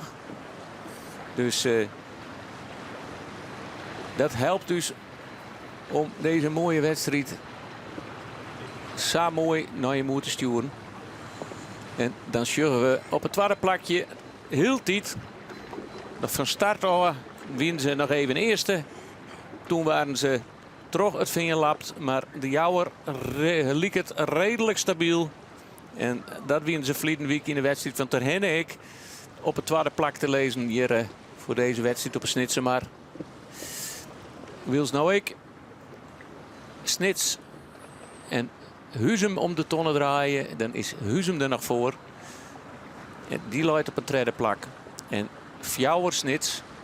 En dan ben we nou benijd waar Ljouwert uitkomt. Want ja, we weten het. Het gaat om het tweede plakje. De kampioen wie al op de eerste dag van Lemmer bekend. Het grauwste scootje. Zielt nou op een 8e plak. Maar Jerre Willemswagen van Ljouwert juist er in op Lemmer. En liek het, zoals het nou lijkt, onderwijs te gaan voor een zijn tweede, het een podiumplak. En dat is dan het zilveren plak. Ja, de kin, hij liep het helemaal goed. Hij lijkt nu op het 5e plak. Hij gaat gewoon door de wien. Het Jennewaardse scootje lijkt je krek wat heger. Potentieel bakboord, stuurboord, kind die er voordeel of net. Het liep erop dat dat verschil groot genoeg is. Maar dat zijn de lietse foutjes waar het in zit. Hè. Dus hier hebben we Jennewaard in beeld. Die komt op bakboord. Ik denk dat het Ljouwerte scootje er rond voor langs gaat. Maar het mat nog wel even. Mocht het nou net kunnen... Maar zij ben ontrekening, hè? Zij ben ontrekening. Daar moet je nog niet tussen, hè? Zij zal niks weerje. Nee, dat wil ik zeggen. Mocht het net kunnen, mocht het twijfelachtig zijn en het wordt toch volle spannender dan ik krijg toch, neem geen risico. Dus als het goed is, gaan ze deze tonnen een beetje oerzield, zodat ze echt nog de romte hebben om achter het scootje van Jennewaard langs te gaan. En ze toch het is hier mooi oerstag en dit vind ik een bijzondere keus. Wat ik loop even stil, we zullen even zien hoe dit uitpakt. Maar het is het Jennewaardse scootje op bakboord. En dit hoed die snelheid mooi. Trode wien. En dan is het, ja, en dan is het nieuwsgierig, want Grauw komt direct onderdeel. Ja. En dan wordt het staan weer helemaal los. Want Grauw, ja, die liet het ik gewoon die tonnen te beginnen. En nou, die mat een beetje aansturen, ken die de tonnen, die zit wel op gang. Maar ja, we moeten weer op dit. Nou ja, lees het maar even uit wat die mening is. Nou, wat Ljouwtje verkeerd doet. De situatie het weer duidelijk. Ljouwt met nog één keer op stag en Jennewaard komt op bakboord. Ik ken het Sjen, jij, dus zij kennen het ik Sjen. De vraag is, kunnen we de voordeel of net? Is het antwoord ja, is er niks aan de hand, dan ga je gewoon door de wind, vaar je de voordeel, ga je niks meer Jennewaard te krijgen. Maar is het antwoord nee, dan is de truc om de tonnen wat te oerzielen, dus wat verder te gaan. We gaan het krijgen door de leelijn. Dat is de lijn dat je de tonnen precies heel kennen. Als het antwoord nee is, dus we kunnen net voor Jennewaard deel, dan ziel je wat verder. Volle verder eigenlijk. En dan vaar je gewoon een stuurboord op Jennewaard touw. En dan ga je alle rondom deel te houden. Ga je achter Jennewaard langs, maar nog voor de tonnen te hellen. En dan ga je snelheid, dan ga je nog steeds controle en no stuurders op en wil je gewoon slachtoffer. En dan hebben we daar op bakboord, dan hebben we straks nog eens een keer Lemmer en Grauw ertussen. Dus, deze situatie gaan ze volledig gewoon hunzelf te wijten wat mij betreft. Want hier alleen nog achter Jennewaard langskomt en dan best er misschien nog wel voor, maar misschien net. Nou en, is Jennewaard ervoor, maar hij nog alles onder controle. En nou is Lemmer daar en bakboord komt er en dan mag ze misschien nog een keer door de wien. En dit is... Funest. En Jerre liek het Ljouwert zien tweede plakje in het klassement te verspelen op het plak waar de laaien, waar er van de moe starten is. Wie is zo mooi bezig? Die een goede manoeuvre. Ja, en als je dat net kent, dan keek maar beter even de turen killen litten. Dat je wil je hichte horen. Net afvallen. En dan boppen in het veld. En dan Grauw houdt hij er nog achter. Maar het is Lemmer wat er weer tussen. En hoeveel scootjes hebben we er nou tussen? Ja, ik ben even heel snel ontrekkenen. Ik doe het haast net te sezen. Maar ik ga hier het Heerenveen virtueel op 44,8 punten. En ik ga Ljout virtueel op 44,9 punten. Dus het scheelt in je scootje wat ertussen zit. Het scheelt 0,1 punt. Het is, als Ljout nog in je plakje naar voren kan, dan ben ze er. Maar Lemmer zit ik weer met Ljout, hè? Oh, daar is wat. Ik hier Lemmer even, want Lemmer die hier al voortstreept. Ik kijk, die Sherman net, maar die zit er nou inderdaad in je plakje voor. En die komen daar mooi op 44,8. Nou, mooi stootzezen. Ja, ik dwar het ermee te zeggen. Het is op dit moment het Heerenveen en Lemmer virtueel.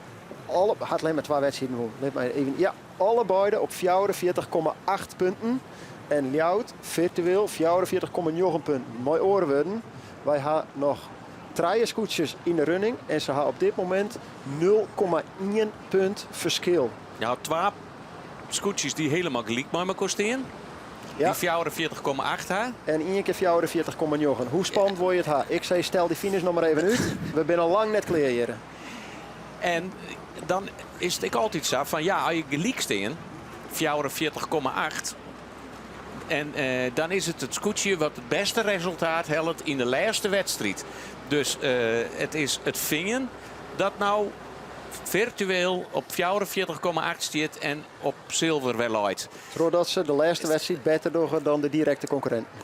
Ja, zo is het. Maar dus, we binden nog net, hè? Want net. we gaan hier in je shot, naast elkaar, staan dus in principe alle gelijk. Ja, dit kan alle kanten nog uit. Jennewoord, Lemmer, Eljout. Nou, wat is het? Een oren trijkert ziel in je shot. Wij hadden er al moeite mee. Zo'n ze daar aan boord in een mooie rekkenmachine? Ja, ik neem het om van wol. En daar is het toch Ljout die het je lezen lid. Ljout die hier de lijn boppen de scootjes horen matten. Ja. Die hier gewoon verdedigen matten. Die zeggen gewoon. En ze zijn nog in de wedstrijd, het kan nog en ze doen nog mooi, maar dit hier net hoeden. Ljout had hier meer meters verlen, meer plakken verlen dan nodig weer. Nou, reuze spannend hier op de Snitsemarkt. Hartstikke mooie zielerij. Het gaat om het tweede plak en het derde plak. En Heerenveen leidt op het, en dan hebben we het algemene klassement. Ja, in Jaren zoveel cijfers en noemers en punten terug elkaar. Dat het klassement voor jou en het algemene klassement wel even goed uit elkaar horen. Maar de Sietse Brouwer van het Veen doet alles goed. Ik ken alleen maar het eerste plakje zielen. En dan maar hopen wat er achter hem gebeurt. Dat hij de fouten maken worden. Die willen er volop maken. Er worden goede dingen die. Maar het liep het nou toch weer. Ja, we kennen het net zien hoe het straks bij de tonnen uitkomt. Maar Ljout die weer een vrije koersvaart. En beziek het vrij van het groepje te komen. Om weer op dezelfde manier zijn voordeel te halen. Ze nemen in ieder geval het initiatief. Dus we zeggen eigenlijk beide groepjes. We hebben het groepje Jouweren, Huzum, Snits op 2, 3 en 4. Die ik relatief heeg gaan. Dus die hebben daar een enorm loefduel gehad. Die hadden er een loefduel. En dat kan Ljout nog wel weer eens in de kaart spelen. Ze binnen er nog wel een aardig handje voort. Maar die varen beslist net koersboei deze skip. Die varen net de kwartste route. We zien dat Snits er nou ook mooi ophoudt. Die ziet het gevaar ik van achter kom. En die denkt van nou... We gingen gewoon voor de kwartste route. Heerenveen had daar helemaal geen les van. Hè. Die is gewoon recht naar beneden shield. Die pak je zoveel meters terug dat ze geen les hebben van horen. Maar het is Snits die nou als het initiatief neemt om de bind te gaan. En het is Ljout hier in beeld die echt voor het initiatief nam had om bij de orenscootjes uit de buurt te blijven. Mocht er een loefduel ontstaan tussen Jennewoord en Lemmer. Ik zou het ze net onrieden, maar mocht dat ontstaan, dan is dat een kans voor Ljout om ervan te profiteren. En ze hadden natuurlijk goede ervaringen met die positionering aan die kant, aan de boetekant. En dan mooi gong eromheen te zien, want dat is precies hoe ze het vorige raksafvolle plakken pakten. Nou, we moeten het eerst nog maar even zien. Maar het is wel, wat had ik bij het Heerenveen en Jouweren zien, dat als te vier naar die boetekant gist, dan kun je binnen trossielen. En Jouweren maakt het misschien wel weer dezelfde fout, want het is nou Snits aan de binnenkant. Ja, als hij een beetje meer wien krijgt en een beetje kwarter afstand had, dan is dit het moment waar Snits naar het tweede plakje gaat in deze wedstrijd. Maak het voor u stand in het klassement net zo voluit. Wat de volgorde van Snits, Jouweren, Huzem is. Maar het is toch wel... Er zijn een hoop meters wat Jouweren hier verspielen. Dus het is wel een teken aan de wand dat je tweede plakje nou relatief makkelijk zou verliezen aan... Nou, Satterchen Snits en misschien ik wel Huzem aan de binnenkant. En dan wil je slachtoffer van beide kanten. Hier is heel duidelijk een verschil van baan te zien of koersbaan die ze zielen. Binnen een heel lange boetengang. En hier is gewoon, ja, de Jouwer die is dat loefduel aangang met Huzem. En daar profiteert Snits gigantisch van. Hè? Want het is nou Snits die nooit een tweede plak, daar zielt ze binnen dan net bij de tonnen, maar ik door hem haast op te schreeuwen. Ja, en dezelfde situatie zien we erachter met Ljout. Die doet eigenlijk wat Snits die horen echt meer koersboeien was Zuiders. Die varen rechteruit. Die gaan net dat gevecht om. Die varen net die meters om. Waar het Jennewoord en Lemmer dat wel die had. Nou, die had elkaar iets meer leven litten. Dus die had iets minder omzield dan die voorste twee. En nu is de vraag. Had Jennewoord straks nog binnenkant boei? Of kan Ljout weer maar meer snelheid aan de boetekant eromheen varen? Op dit moment lijkt het dat Jennewoord en Lemmer de betere kansen had. Maar goed, dit moet nog gebeuren. En voor Lemmer en Ljout is dit natuurlijk super belangrijk. Want die staan binnen een punt van elkaar. Dus ja, je moet gewoon de oren verslaan. Ja, en Jennewoord hier nog kans op een podiumplak. Maar doordat de scootjes hier al zo dicht bij elkaar zitten, dan is het... En daar hebben we een signaal. En daar zorgen we nou dat de finishvlagen erin zit. En dan is het een heel liets kruisrakje naar boppen. En daar looit de finish erin. En dan is het heel wichtig hoe nou de ton rond wordt. En dan pakken wij de rekkenmachines en alles wat we hadden erbij om te zien van waar Jere het tweede plak in het algemeen klassement pakt. Waar treden en waar krijgt van het podium af. Zo de meter Thomas maar 7 want zo zal het vielen. Zo zal het vielen. En dan liep het er toch Ljout ik ga niks zeggen voor mijn beurt. Laten we eerst maar even zien hoe dit uitpakt. We gaan eerst de boeironding van nummers 2 treien en Fjouwer straks. En dan gaan we dit treien al. Nummers 4, 6 en Zoon in de wedstrijd. En dan is het Lemmer en Ljout. Dat is nog net te zeggen wie van die twee voor is. En de kans is zomaar aanwezig dat de oren daar toch misschien wel van het podium afvalt.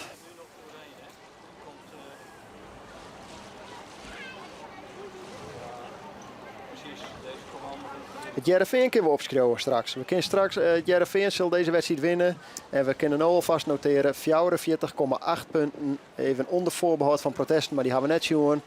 Het Jereveen eindigt dit kampioenschap op 44,8 punten in totaal. En nu is de vraag waar vooral dan even Lemmer en Ljout op uitkomen zullen.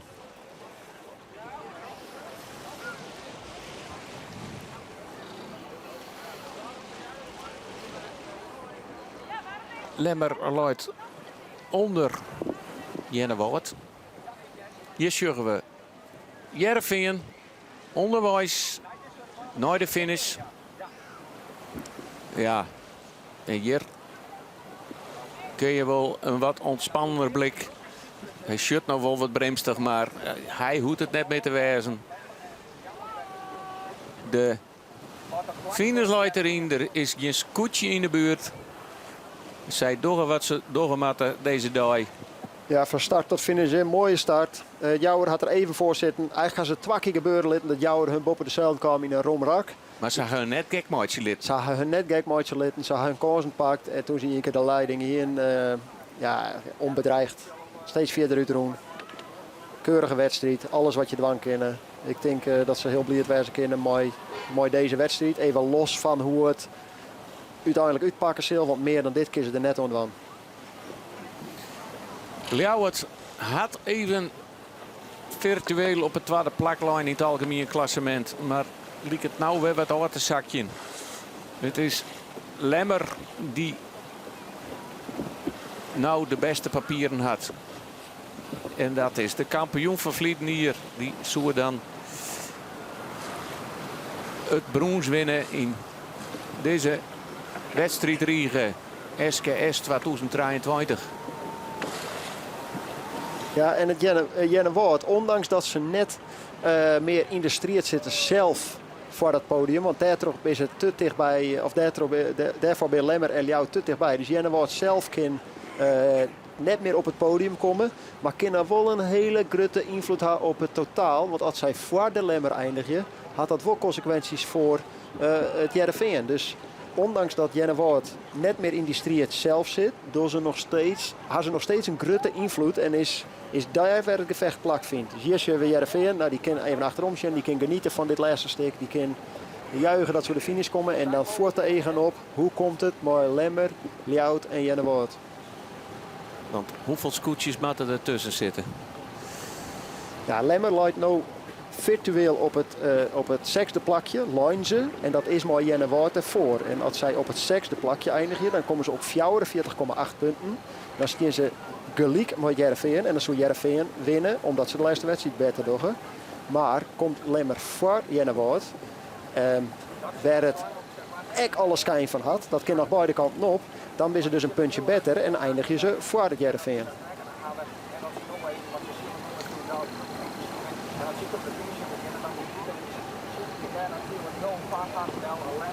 De spanning zit hier.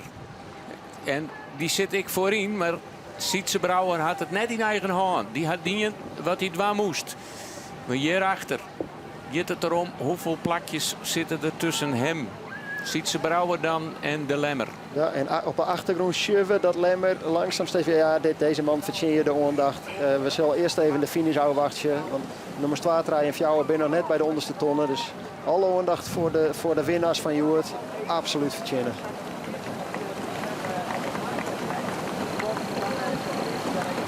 Ja, de grijns op het gezicht.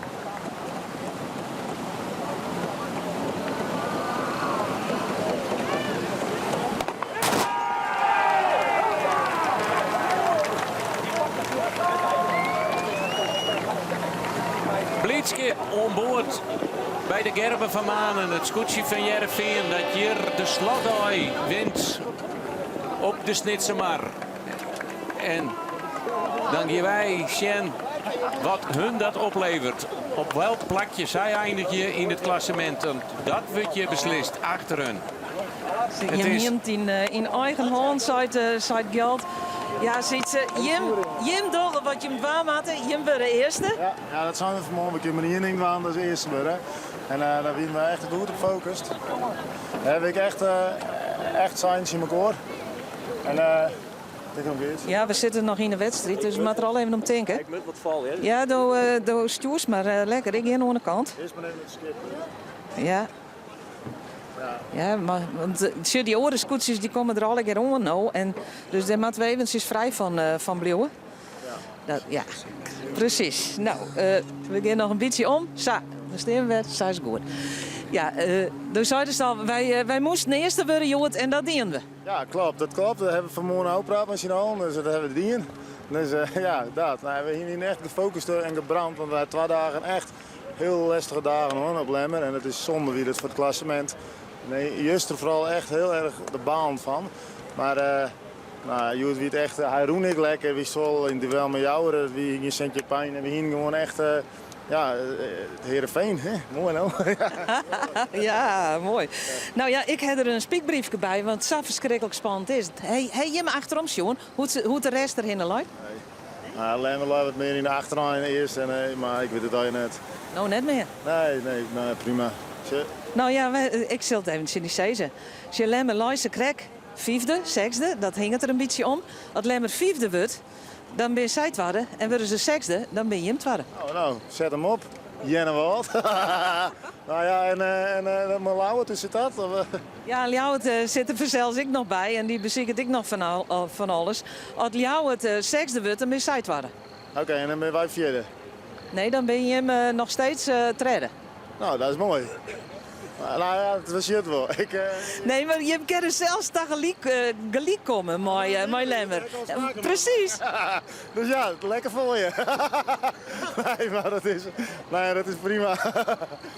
Ja, maar het is dus nou afwachten hoe het je finishen wordt. Ja, dat wordt het dus nog even. Even zien hoe het ze nou om het tonnen gaan. Even zien, je bent eerste, tweede, derde, vierde, 5e, 6e. Zonde is Ljouwert, maar wel luidt de lemmer. Gjalt, just over de lemmer luidt.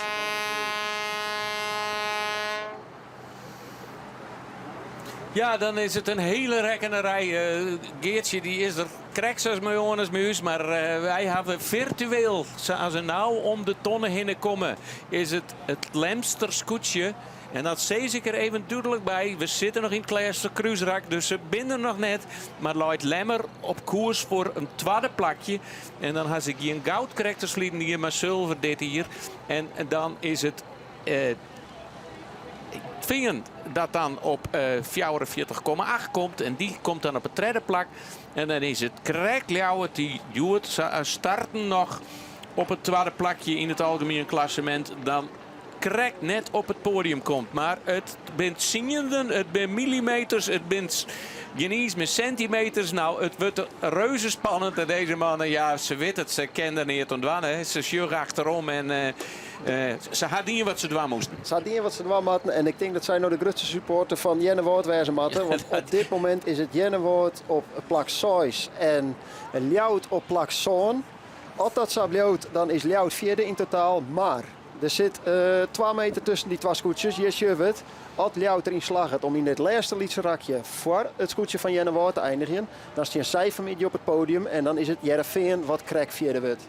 Dus 2 uur onderwijs, hele mooie zielerij gaan en tot aan de finish blijft het spannend. Want hier is waar het om gaat voor het resterende podiumplak. En als Ljouwert Jennewoord voorbij is, dan is Lemmert nog wel de eerste. Hè? Want daar zie je het, in dat geval blijft Lemmer op het tweede plak. Dus als er niks geks gebeurt met Lemmer, dan had hij hier een tweede plakje veilig gesteld. En dan is er een nodenstrijd tussen Jereveen, wat al finished is, en Ljouwert, wat nog in de wedstrijd zit. En dan ben je even zien. Wat is het? Ljouwert zal net achter die Jennewoord aanzielen blijven willen. Wat gaan ze doen? En daar maakt Lemmer weer op verdediging. Ja, de Ljouwert gaat al door de wien.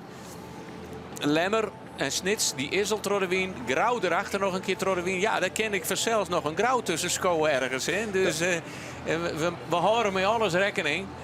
Wat is de strategie van Ljouwert? Want ze zullen net achter ons zien blijven. Terwijl we nou even Pieter in beeld zeggen. Zal ik een fantastische dag gaan om dit mooie sheets te beleven. En we zullen nog net naar de orenscootjes zijn. Ze zijn nog net op het tellen. Tuurlijk gaat er even nou, maar dan zo snel mogelijk de hupje en de woordvlag in top. Want daar hing het hun podiumplak nou van nou. En we hebben Kreknies, ziet ze al zezen. En die hier het al in de gaten. Die zei al, hup Jennewoord. Dus ja, die wil ze nou een hele mooie prestatie. Laten we het even nemen van de Snitsenpan. Ja, Jappie, de hele wedstrijd mooi voorin. Het drieën even, zakken even voort naar een vijfde plakje. Maar heel snel werd vierde. En dan in de laatste kruisrakje de manoeuvre naar het tweede plak. Ja, keurige wedstrijd. En we zijn het als haar vaak het initiatief nam. Nou, het weer dus net omdat ze geen vertrouwen hier in het skip. Het weer omdat ze wisten wat ze bereiken worden. Hoop romte, mooie klapjes. Mooi tweede plakje. Ik kan mooi uit te sluiten, denk ik. Ja, dan zullen we nog geen onval van in je scootje. Dan, ja. Ik weet, gaan wij ons verrekkenen of gaat Ljouwert zich verrekkenen? Waarom zielen ze riocht achter Jennewoord aan zonder een onval te doen om ze in te hellen? Ja, dat zullen we straks even jaren, denk ik. Want dat weten wij net. En we horen ze wel in de gaten. Want ze kennen natuurlijk nog een onvaltje doen. Maar voor eerst dan zielt Ljouwert gewoon achter Jennewoord aan. Die Jouwer. Ja, die gaat nou op een finish aan. Maar komt er ik straks Huzumtje en Huzum is leider ik al voor. Die had ik een poerbeste wedstrijd zielt. Hier zullen we Huzum komen. Daar boppen in beeld. Om die skippen jit het. Dat is Jennewoord, Ljouwert en Lemmer. Lemmer trok de wien. En ja, ze bleven gewoon achter elkaar aanzielen. Dan kunnen we wel noteren dat er weinig spanning meer in zit. Ja, dan gooi ik er toch nog een beetje spanning in. Want het is het scootje van Jouweren wat voor de beide mannen ziet. En die had wel het initiatief nam. Die schuiven hier al in beeld en die kan de finish helen. Maar ik maak het nog even spannend. Als Jouweren het net helpt om voor Ljouwert te eindigen. Het maakt het voor Ljouwert natuurlijk net uit wie ze inhalen. Als het nou Jennewoord inhalen of het scootje van Jouweren. Beide keren winnen ze een puntje. Maar dat is nog net... Dat is nog wel een heel eind, maar ik wil de spanning er nog even in houden. En Lemmer, ja, die zielt steeds onbedriegener. Want die gaat nou in vierde plak. Want die liet het de jouwe nog voorbij te zielen. Komt ik oor bakboet om. Dan maakt het voor hun net volle uit. Maar dan wordt het alleen maar duidelijker. Ik noteer op het vierde plakje Lemmer. Of stekt nog correct het kopje van Jouwer erop. Ze maaien net, ze maar trodden wie neer. Het is Lemmer dat hier een vierde plakje pakt. En dan nog steviger zijn positie bewerkstelligt. En het is Lemmer in het algemeen klassement die Ljouwert van de troon stoot. Van waar ze van de Moormaai begonnen. En dit kampioenschap op een tweede plak eindigt. Ja, en dan als je dan Vlieten je kampioen was binnen, is dat echt keurig, hè? Ja, en dan is het toch Ljouwert die, ja, wat mij betreft onvoorstelbaar rjocht achter Jenne Wout onzield is. En voor zover wij het bereiken had, daarmee 0,1 punt te kwart komt van het podium. En dat is natuurlijk net erg dat dat gebeurt, maar waarom zonder oorval? Waarom net proberen? Want nu zullen ze rjocht achter Jenne Wout aan, eindig is een zonde. En mijn administratie zei het, 30,9 plus zo'n is 44,9. Terwijl we gaan Heerenveen op 44,8. Waarom? Ja, we zullen het... misschien is Geertje straks even bij de Ljouwert zo'n boord. Dan zullen we het jaren. En Willem Zwaga, Loy, ik even goed op koers. Maar een grote fout in het laatste rak. En daar is het schot van Ljouwert, of van Ljouwert, nog correct voor Grauw. Die ik een dregenwedstrijd zield had. En laten we het net vergeten. Het is Wolle Grauwster kampioen. Grauwster Scootje dat kampioen worden is. En dat is een hele prestatie. Ja, dominant. Joert en Juster misschien net, maar zeer dominant. Weinig fouten, supersnel skip. Line vaak op het goede plak. Ja, hij had fantastisch kampioenschap gewoon. En ze zeiden het zelf al, via de orenscootjes maar ontwerkt deze winter. Want het viel alsof we minder stand hier dan vorig jaar. Dus het wordt dus inderdaad onder nummers 2, 3, 4, alleen maar Heerenveen en Ljouwert. Jenne Wout misschien om deze winter te zwaarden dat ze dat gat naar Grauw verliezen. Zodat we volgend jaar weer een spannend kampioenschap hebben. Ja, dan nemen we het nog maar even op. Het algemene klassement ontnota. Op het eerste plak is dus Grauw eindigt. Op de tweede plak de Lemmer. Mooi 42,8.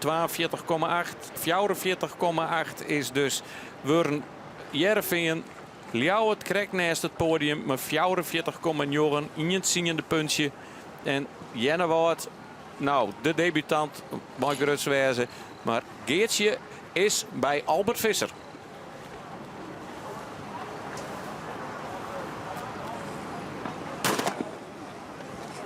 Ja, ik ben bij de nummer 12 en dat is het tweede klassement, Albert Visser. Nou, daar liep het er net op in het begin. Daar liep het net op in. Nee, van mij heb ik naar een vijfde lijn fietsen wel, of net? Ja, dus nou ja. Maar in het laatste schoten je mooi wat plakjes naar voren toe. Als vierde voor de finish. Ja, en dus tweede in het klassement. Ja, oké. Ja, ik wist niet zeker wat precies hier. Ik denk, als we vijfde winnen, dan winnen we het redden. Nee, dan win je hem boeten het podium van. Het podium? Als je hem vijfde, nee, dat is net weer. Dan win je hem treden west. Okay. Nou ja, Jouwer die draaide gelukkig fut. Ja, dat we hier in de stad komen en dan gaan wij terug hoe stuurboot. Dan zullen we komen bakken op de finish. Nou, toen kregen we nog mooi. Dus ja, moet ik maar een beetje geluk hebben. Hè. Maar je ziet een soort spanning op, of net? Een heleboel spanning op, ja. Ja, je wilt dan toch echt verder worden. Hè. Dat is een leuker als strijden of vierde of vijfde. Dat heb ik lijnt en ja, vooruit maar. En weet je het tweede, dat is wel super. Hè? Je wordt drie ook eens mooi. Een oorzuil erop zetten. De oordere zuilen, ik werd er thuis mooi. En Mieke weer mooi. En Harry ik niks aan mij, ik ga er ook maar in met. Ja, door lakens nou, maar ik zie ze krijgt wat emotie, Albert. Ja, daarom. Dat is... je wilt toch graag verder worden, hè? En dat is dan even die spanning die loskomt, denk ik. Ja, die even loskomt, ja. Dus. Oké. Wij moeten je mooi. Oké. We gaan even kijken. Oké. Ja, dan zorgen we toch hoe wichtig het is om dat tweede plakje alsnog te pakken. Emoties bij Albert Visser is wel ontroond als kampioen. De kampioen van Vliet hier terug zijn neef Douwe Visser, maar heel blij ik maar zijn tweede plakje. Ja, ik vind dat mooi om te zien, want het is net alleen wij die het spannend mooi zien, die denken die strijd om tweede, derde, vierde plak is belangrijk, maar de skippers vielen het echt zo. En dat zeerst in de wedstrijd, de eerste in de interviews, we zijn zenuwachtig, we willen dit graag en we zitten nu in de emotie. En dat is alleen maar mooi, want dat maakt het straks de podiumceremonie nog waardevoller, want het is daadwerkelijk wat waard voor de man om op het tweede en derde plakje te staan. Dus het is net alleen maar de winnaar. Het is een podiumplak, wat gewoon super belangrijk is. En wij zijn super blij, maar wij zijn mooi in zijn kampioenschap. En dan binnen de laatste scootjes onderwijs naar de bovenste tonnen. Dan zorgen we daar de hele mannen. En die op onderwijs is naar een 10e plak. Ik neem ze alle hier nog maar even op voor Safir als ze nou binnen. Dat is op de eerste plak dus duidelijk en uitzoekend. Jervin, Sietse Brouwer. Op het tweede plak Snits, Jappie Visser, Trijen, Huzum. En op het vierde plak is, dat wie Johannes Meter natuurlijk. En vierde plakje, de Jedem krijgt Albert Visser van de Lemmer. En pakt daar mooi zijn tweede plakje in het kampioenschap dit hier. Vijfde plakje, toch wat oorzaken. Heel lang op een tweede plak, de Jouwer. En de vijfde plak is eindigen. Zesde plak is eindigen Jennewoord, Sander Ljouwert en verspiel het er mooi krijgt. Zijn podiumplak. Achtste de kampioen van dit hier, Grauw. En negende Akkerem, Sinjen de hele mannen. En ja, dat is de debuterende skipper Lodewijk Meter. En dan moet er nog binnenkomen, Drachten Langwaar, Starem en wat zijn. En wat zijn. Toch heel mooi en lang. Ja, we kennen hem nog net opschreeuwen. Maar zak het er helemaal onderuit. Ondanks het stropje van de...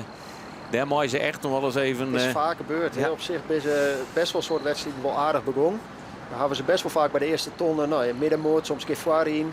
Maar het is geen goed teken dat ze er zat erheen schielen. En ik ga er net echt... We hadden natuurlijk wat minder vaak in beeld, doordat ze vaak wat achterin zitten. Dus ik wou net eens zeggen, is dat nou tactisch, maak je een hoop fouten of ben je net snel genoeg? Dat ze zelf wel maken, die analyse. Ze starten dus wel goed. Nou, het begin is heel vaak heel aardig. We hadden wel een slechte start. Wat zo'n Starem, die ben ik wel eens... Tuurlijk, we hadden commentaren van de skippers wel jet van hey, wij hadden scootjes net altijd op gong en we hadden Jilt net. Maar ze zielen ik net altijd fantastisch. Zo eerlijk moet je ik wezen, maar zo eerlijk moet ze vooral ik zelf wezen. Ze moeten gewoon even eerlijk in de spiegel, waar luidt het nou aan? Is dat alleen nog het skip? Ik leeuw het net, maar misschien wel. Is dat alleen nog de bemanning? Dat leeuw ik net, maar misschien wel. Maar ze moeten even in de spiegel, wat is het? Wat kunnen we verbeteren? En dan in een meerjarenplan waarschijnlijk, want ze worden volgend jaar echt net samen kampioen. Even zien hoe kunnen we in de komende 2, 3 jaar hier stappen vooruit zetten. Nou, dan sluiten we daar positief mee af. Dit kampioenschap. Een meerjarenplan en dan komen ze er wel. Ondertussen. Nou zorgen we Langwaar, Harmen Brouwer als 12e. Eindigen Joet. Dan komen er nog 2 scootjes binnen. Iende van de Sjubberbob in beeld, de Zuidwesthoeken. Ja, en die hier nog de battle. Ik ga hem net niet meer wollen, want ik dacht het is net zo belangrijk. Maar die hier nog de battle voor wie wordt hier uiteindelijk laatste. Maar er zit 3 punten verschil tussen. Dus in het totaal bloot Zuidwesthoek op het 14e plak. En wat zijn op het 13e plak. Want die 3 punten had Zuidwesthoek net goed maatje in dit toernooi. Of dit toernooi, zei ik maar deze dag.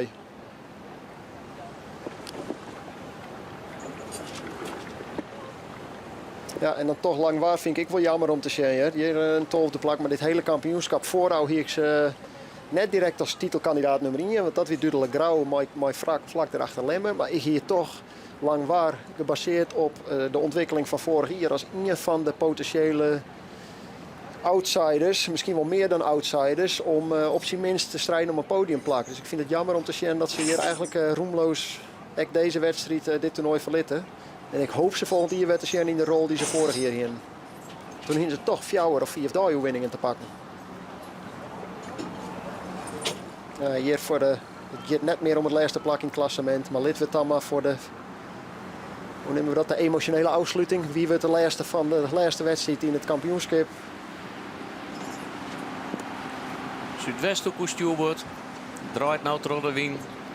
Wordt zijn beziek opstekken nog tussen krijgen. Maar het is denk ik toch Zuidwesthoeken. Duidelijk. Juwet tredjende. En dat wordt zijn als laatste. En dan gaan wij nou even naar Willem Zwaga.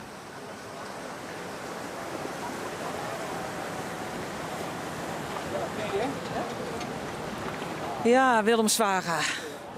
Zo ziet de teleurstelling eruit. Ja. Ja. Weer een moeilijke wedstrijd. Ja. Maar het was best niet, maar... En het liep er eerst even op. Je hem heel op een bepaald stuit virtueel wol op het tweede plaklijn in het klassement. Met de laatste boei. En daar... die gingen wat op shield, zeg maar zeggen. En ja, maar dat wij ze draaien zetten, skift het er heel erg. En krijgen wij net meer achter Jan Wat langs. En die stuurt me echt door de wien. Ja, ik denk ik hetzelfde die. Maar ja, dan pikte ik even net op die wien. En dan lijst het helemaal stil. En dan komt alleen maar erin. En dan best verleend. Vierde in het klassement. Ja, ik ben ook wel veertje naar bezig en dat interesseert me nou nog meer. 1 punt verschil met de nummer 3. Ja, bedoel het er maar in. Bedoel het er maar in, ja, sorry jong. Maar ja, wij hebben de hele dag zitten te rekken in. En het weer zo verschrikkelijk spannend. En de kansen die wisselen zo. Dan, ja, dan denk je al van, goh, wat moet het zo wezen voor hem? Ja, ik weet het. Nee, het is zo. Nou, het is ik zo. Daar kerst ik net zo vreselijk volop zitten. Het is gewoon zo. Dus, nou ja, maar even erop bieden en dan valt hij me weer. Ja, dat met dat maar beziekje. Willem Zwaga, zwier teleursteld bemanning. Ik zit hier een beetje stil om boord. Maar nou, dat is eventjes op dit moment de domper. En dat zal Jon Verst weer een beetje beter wezen. Ja, dat weer in die een heel zwier teleurstellen. Willem Zwaga van Kljouwert, scootje krijgt net op het podium. De scootjesonderwijs naar het starteiland. De Berenburg van de commissaris wordt straks in ontvangst om. Hierbij sluiten wij al. Rolf, hartstikke bedankt. Hopelijk dat takken hier. En na de bradskippen is Arjen de Boerder met het vervolg van dit kampioenschap. Dit programma wordt mij mogelijk maken door bouwgroep Dijkstra Drijfsma, FB Oranjewoud, Rabobank en Hayema Hielkema.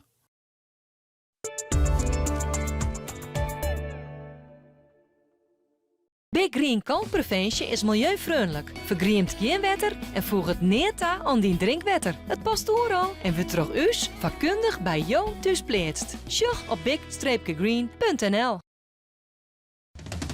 De enige echte meubelopruiming vinden je op Jouwer bij Woonvoordeel de Vrede. De mooiste banken, foto's, eethoeken, kosten, boksprings en matrassen. Gaan nou voort bij kwattingen ontwas 20%. Maar wees er al bij, want fot is fot. Bij Woonvoordeel de Vrede, transport wij Santjen op een Jouwer. Nieuwnieuw.com Herenmode. Laat zien wie je bent. Herenmode voor ieder draagmoment. 4 koopavonden en parkeren voor de deur. Nieuwnieuw.com Herenmode, droomrijp. Welkom bij Hotel Eetcafé De Hoe in het pittoreske centrum van Wurm. Als 5e generatie van De Hoe nodig je hem van harte uit om de gemoedelijke sfeer te komen preeuwen in ons 100-jarige familiebedrijf. Wij ontvangen jou graag in ons gezellig eetcafé, uw sfeervolle hotel of voor een arrangement in een van onze cel. Wij zeggen jou graag bij u in Wurm. De wien volop in de zilm. 50% korting op een simmercollectie. Nieuwnieuw.com Herenmode. Heeft u haaruitval en bent u bang kaal te worden? Dan breekt er voor u een nieuwe tijd aan. Herriset Jantien in Harkema heeft meerdere succesvolle oplossingen voor haarproblemen. Zoals niet van echt te onderscheiden haarwerken voor hem en voor haar. Herriset Jantien in Harkema. Voor een blijvende oplossing.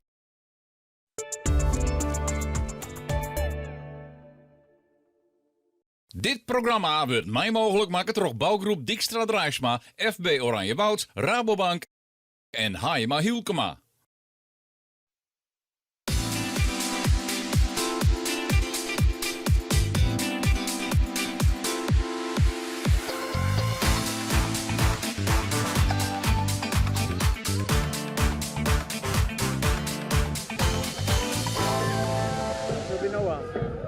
Welkom waarom hier op het starteiland. En ja, we mooien u eigenlijk als we staan er gewoon op voor de plechtigheid. Want aanstaan hier achter u zal ik het zilveren scootje Utrecht worden door de SKS-vastzitter René Nagelhout. En aanstaan komt hij ook nog even voor de camera om het hier uit te hebben. Maar analist Jens Jongsma, hebben wij een leuke wedstrijd, jongen? Bij een hele bijzondere leuke wedstrijd, jongen. Ja. Wat valt u het meest op? Want door hier staat de tabellen erbij, hè, van wat nou als Heerenveen als eerste eindigt en wat dan als Jennewoord als tweede eindigt en de Lemmer er weer bij en Lauwe die het opeens op tweede koers laai. Ja, je hebt gewoon een wedstrijd in een wedstrijd aan. En dat kon je zien van nou begint het eind, dan leidt ze, dan leidt ze. We hebben het boekje er de hele tijd bij aan. En op het laatst, Lemmer nog bij een fantastische slag. Ja, daar hoeft het net, want op het einde wordt beslist. Maar grandioos, prachtig. Ja. En een geweldige baan. Je ziet alles in. We hebben in het begin wat twijfels over in. Het is prachtig. Ja. Maar van, zoen ze die tabellen, zoen ze die ek, kom erbij René Nagelhout, ja natuurlijk, kom erbij. Zoen ze op het skip, op het achterrek, die tabellen er ook bij haar. Lijkt me wel. Alle scenario's denk ik ben besprutst. Ja. Kom het in de midden. René, kom lekker in de midden staan. Ja, doe. René Nagelhout, vastzitter van de SKS. Ja, Grauw. Prachtige winnaar, maar wat hebben we nog een strijd om het tweede plakje, Joet? Vond je het mooi, hè? Ja, ik heb hier, hij stond die ik van maken. Ja, man. Machtige wedstrijd, Joet. Ja. En oude dagen denk ik, wat hebben wij genoten, nationaal. Het is echt zo mooi. Zo volle strijd ik op verder, of net? Ja, geweldig. Ja, strijd in de strijd. Ja. Waar heeft u het meest van genoten? Nou, vooral die jonge debutanten. Die jonge skippers, beide, hè, Lodewijk, zowel als Sieberen. Die gewoon echt al een plakje weten te vinden in een vloot. Maar een hele hoop ervaring. En uiteraard, we zullen hier krijgen ook om het Grauwse scootje, wat natuurlijk een bijzonder, enorme kampioen is. En ja, alles bij elkaar. Zij doen echt alles goed. Ja, ik zeg even, ik ben er echt voor, hè, Staf? Nee, precies. Ja, dat was ik aan de jam, maar de meeste keer die wil ik daar dus action van wat René Nagelhout is. Ja, nou, dat is heel belangrijk. Ik weet het wat hier gebeurt, hè? Ja, nee, dat is exact. Gewoon zei ze echt wel van, Grauw is gewoon te goed. Snap je die conclusie van de meesten? Ja, zij is een lot ontzettend heeg. Maar ze doen er dan echt alles voor. Zij bent terecht kampioen, omdat ze geen slag missen, omdat ze de tactiek op orde hebben, omdat ze de coaching op orde hebben. Zij missen letterlijk een centimeter. Alles gaat boven verwachting. En de eerste oude per dagen, ondanks dat ze ontzettend hun best doen, dat ze toch echt slagen moeten keren. Die dan krijgen we even een oors binnen. Ja. Dus alles is heel goed. Nou, krijg ik op het lijstje dat het toch nog wel rond te zitten. Ja, maar eigenlijk is het zeggen van, kist de Grauw ook net zo volle twee oren nemen dat zij zo goed binnen. Die oren die moeten hun maar verbeteren. Ja, hij is helemaal gelijk aan. Aan de andere kant, ze doen er alle keer natuurlijk alles voor. Ik de skip zit achterin al en daar doe ik echt alles voor. Maar dan is Grauw zet echt een standaard denk ik op nij. En dan moet iedereen zich weer binnen. Dat gebeurt toch. Ja, maar goed, maar ze natuurlijk wel betalen kunnen. Ja, dat ben alle keer. Ik zei de oude weer, wij horen leeg voor in de oude weekend. We luisteren wat te spelen, we analyseren dat, we showen ernaar, we loeken conclusies en op basis daarvan geven we elkaar handeling. En dat doen we in goede toerlist bij elkaar, dus daar heb ik alle vertrouwen in. Ja, want daar moeten we natuurlijk, wie is er een fotograaf even voorbij rint. Dat is Martin de Jong, die is nou ook heel verneemd in heel Friesland. Dankjewel Martin. Maar er valt genoeg te bepraten, hè, denk ik, van Simmer. Want daar moeten we de eigen net versluiten. Daar heb ik wat kritiek west van de skippers. Daar hebben we het van het winter gewoon genoeg gepraat, denk ik. Ja, van het winter inderdaad. En nou net. nee, ik begreep de hint. Ja, nou wist je, wij hebben wel even voor, dat ik al zei. En je blauwe luster is altijd wel iets te verbeteren. En die zit ik de oude dagen. Wij zorgen wat er aan de hand is. Wij zorgen wat er speelt. En we doen echt ons best om daar een elkaar, net alleen de SKS, maar ik de skippers en de wedstrijdcommissies en de wedstrijd om er echt wel wat van te maken. Dus zullen we wat worden. We gaan naar de Berenburg, begreep ik. Ja, zeker, absoluut. Komt goed. Dankjewel René Nagelhout. Ja, super. Dat wie de vastzitter van de SKS. We zijn nog even bezig, maar dan denk ik... Ja, best. Hartstikke best natuurlijk, toch? Dit zijn de momenten waar je het verdogen. Ja. En dat we hier een dreige wedstrijd. Van de andere kant is het ook wel goed, of denken wij nog dat het makkelijk is. En dat het iedereen schenken en dat het net altijd makkelijk is. Dus wie een dreige met je. Maar wel een mooie wedstrijd en spanning genoeg, dacht ik dus. En mooi waar. Zeker. En in snits. Ik nog een beetje thuis wetten nou, dus ja. Nee, deze genoeg. Lekker van Geneertje. Ik zal naar de jongens staan. Deze genoeg. Ja, dat weer de commissaris Brok. Het is traditie dat de commissaris op de finale dag bij de kampioen gaat. Mooi het prachtige statenjacht luidt er nou naast het scootje van Grauw. En dan komt er mooi een, dat is een dienblad. Dat zit eruit als een zwut. En daarin daar staan dan vleugeltjes Berenburg. Dat ben ik Gleskes. Douwe Visser, die kerst net del zetten, hè? Die mag die niet een keer opdrinken. Ja, die hoeft net ergens del te zetten, want dan is het direct leeg. Nou, dan kan je hem beter even opdrinken. Nou, dat ligt het mij. Ik zit daar. En de commissaris kwam je dus mooi die vleugeltjes Berenburg en daar is hem al leeg. Dan krijg ik wat ik zei, nou, dan kan je hem beter opdrinken. Dus ja. Nee, dat is altijd mooi dat we die krijgen. Dat is een goed teken, nou. En het is een mooi moment, hè? Dat bedoel ik, ja.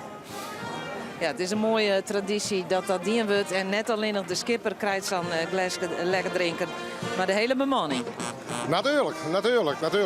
Dat lijkt me logisch. Nou, we doen het machinaal en dan hebben we er alle niet eens op nemen. Maar dat was sowieso wel, hè?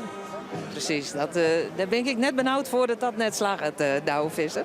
Hij is natuurlijk al een paar dagen kampioen. Het is al een paar dagen bekend dat hij de kampioen van 2023 is.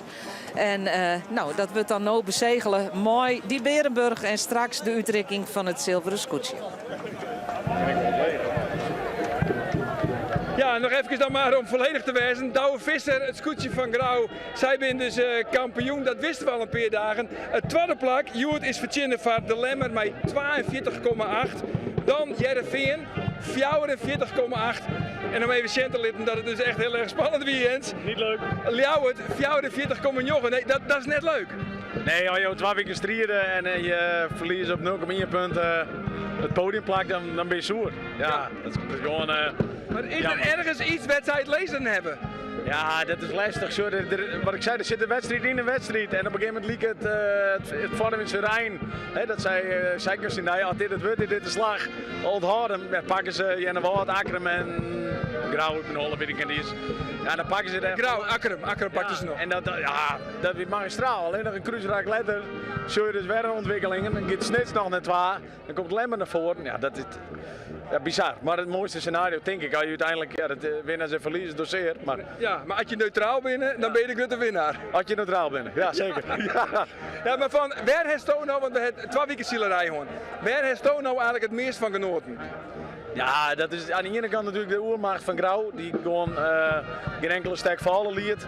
Aan de andere kant de strijd erachter, hè. Je was nummer 42 punten, hè. Ja, met alle respect, maar dat is uiteindelijk veel te volle. Ja, het verschil met Grauw had 18 heel en zij 42,8 de Lemmer. Ja, dat verschil is de grut en dat leidt voor de rest weer een uitdaging. Omdat God de dichtje verhoren hier. Maar is dat realistisch? Want het God liep het zo griezelijke grut.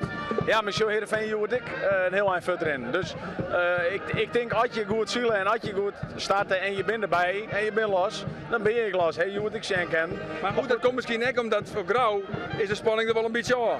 Ja, maar dat ben winnaars genoeg. Ik geloof net dat zei van nou jongens, je moet maar achteraan beginnen. Dat kan ik me net voorstellen. Nee. Mien ja. Precies. Nou, in elk geval 2 weken lang genoten van Grauw. En ja, we kunnen eerlijk wijzen. Een triochte winnaar. Ja, zonder twijfel. Zonder twijfel de triochte winnaar. Grauw, SKS kampioen 2023. Litten we gewoon omdat het kind even een geniertje van mooie beelden van Grauw.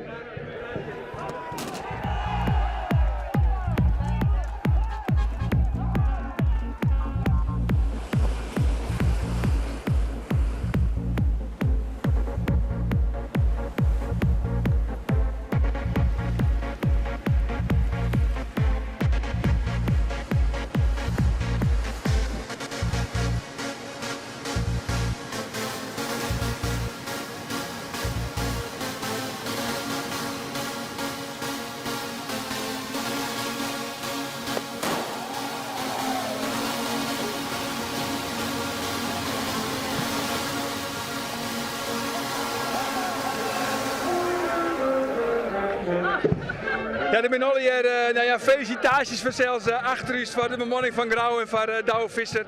Uiteraard, zoals ik zei, we zitten te wachten nou op de taspraak van de vastzitter van de SKS, René Nagelhout. Ja, wat kunnen we nog vertellen over Grauw, Jens? Nou ja, ik ken dit moment wel in mijn hem. Ik ben dan zelf 3 keer tweede worden. Dan is je daar wat achter. Ik leuk, maar daar is net zo druk. Daar komen net zoveel mensen hier gebeurt het. Nou ja, dat zie je nou wel lezen. Ja, dat is toch wel heel knap de laatste jaren. Alleen maar vliegen hier, maar daarvoor heeft ik 3 keer gewonnen. Ja, jongen, dat is gewoon echt heel knap. En die lat, wat de ik zei van, maar goed, ja, die lat lijkt gewoon heeg. En de rest had hem daar, hoe dan ik, met welke middelen ik gebruiken en wat er ik uitvoerd wordt van de winter. Ja, de rest had de klus te klaar. Ja. En binnen nog andere dingen die we van de winter dan bepraten moeten? Nou ja, we hebben denk ik één ding redelijk vaker voorkomen litten dat het wedstrijd technisch misschien iets beter kent. Is dat mooi? Ja, dat is toch heel keurig. Maar ook ben je echt wel voorstander van een overkoepelende wedstrijdorganisatie. Een wedstrijdorganisatie die gewoon 2 weken lang verantwoordelijk is.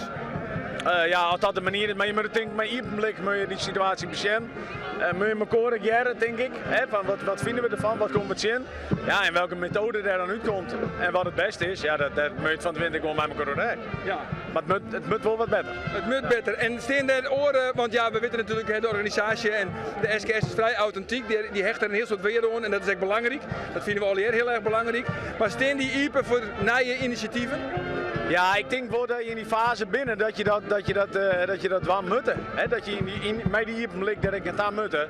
Want authentiek, prachtig, moet ik dan altijd bewaken, denk ik, mij elkaar. Maar je moet er eigenlijk in sluiten voor verbeteringen. En dat is denk ik machinaal. We willen een hoogwaardig evenement hebben. Nou, daar jaren dan misschien ik wel dit soort stappen bij, denk ik. Ja. Dan nog even hierachter. Ja, hier ben dus al de felicitaties. Doos zou dus niet kijken. Hoe vaak ben je zo tweede winnen? Ja, 3 keer. 3 keer. Ja. Leuk. Ja. Wie het hartstikke viert. Ja. Maar daar zorgen wij er wel weer voor. Dan lees je dus ergens daarachter. Ja. Als je tweede wint. Wat gebeurt er dan? Omschreeuw dat is wat er nou. Ja, want daar ligt het wel redelijk gezellig trouwens bij de Lemmer nou op dit stuit. Tuurlijk, ik denk dat die, zeg ik, en Heerenveen natuurlijk, die komt te strijden. Die ben Joet als winnaar, denk ik, hartstikke blij. Hebben een podium verzilveren. Lemmer, mooie strijd aan in die zin met elkaar. Dus dat leidt er ik wel naar tevredenheid. Maar ja, je wil al. Het echte verlies, de echte pine zit op dit stuit natuurlijk bij Ljouwert. Ik denk in Ljouwert, ja. Ja.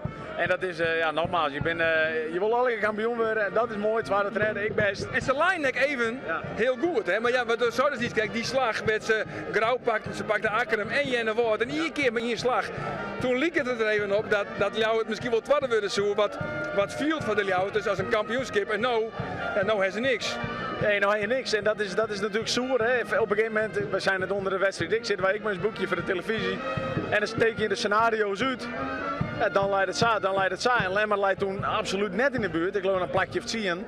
Ja, misschien zelfs dat je daar net iets meer rekening mee houden hier. Nee, maar Lemmer die klimt staan gewoon heel meer naar voren daar. Ja, dat is gewoon razend knap. Die hebben een paar raken haal maken in het laatste deel. Ja, dat je uiteindelijk vierde worden nog deze wedstrijd. Ja, als je over het zien komt en 2 raken niet hebben. Nou, dan heb je piekt op het juiste moment. Ja, absoluut. En uiteindelijk wordt Lemmer dus dan ook nog het tweede plak in het algemeen klassement. Jongens, we beginnen tegen dank even van die analyse. Ons Xavier Jens. We beginnen naar de voorzitter van de SKS, René Nagelhout. En dan zitten we naar de uitrekking van het zilveren scootje. Ik zo net. De uitrekking van het zilveren scootje van René Nagelhout. En de skipper van Grauw Douwvissen.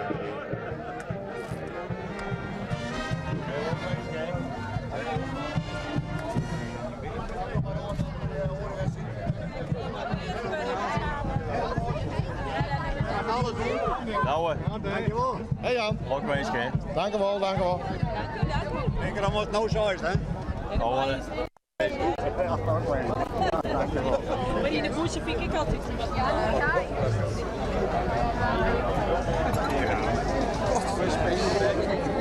Mooi ik er even bij, dan heb ik een keer even staan. Wij was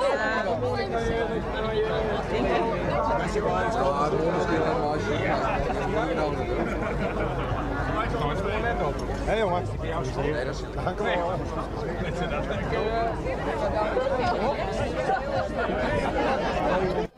Hey. Direct, ja, wel. Ik zet deze wel bij die op de schouder. Waarom Jan? Omdat ik direct het bol eerst even nog een café praatje. Waar ik het royaal.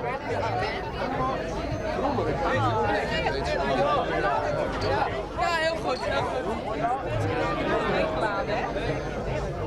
Hey Kees. Dat is mooi, hè? Mijn hoofdprijs weg. Ja. ik al hebben hier. Ja, nou.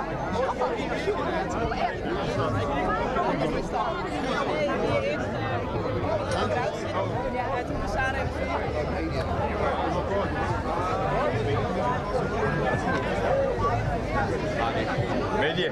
Ja, klopt eens. Ja, ja. Oh ja. Ik doe het nog verslag, hè. Ja. Ik praat er nog even in.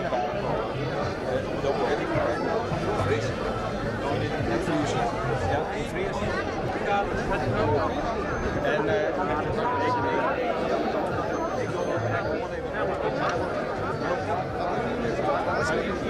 Ja, iets Fries.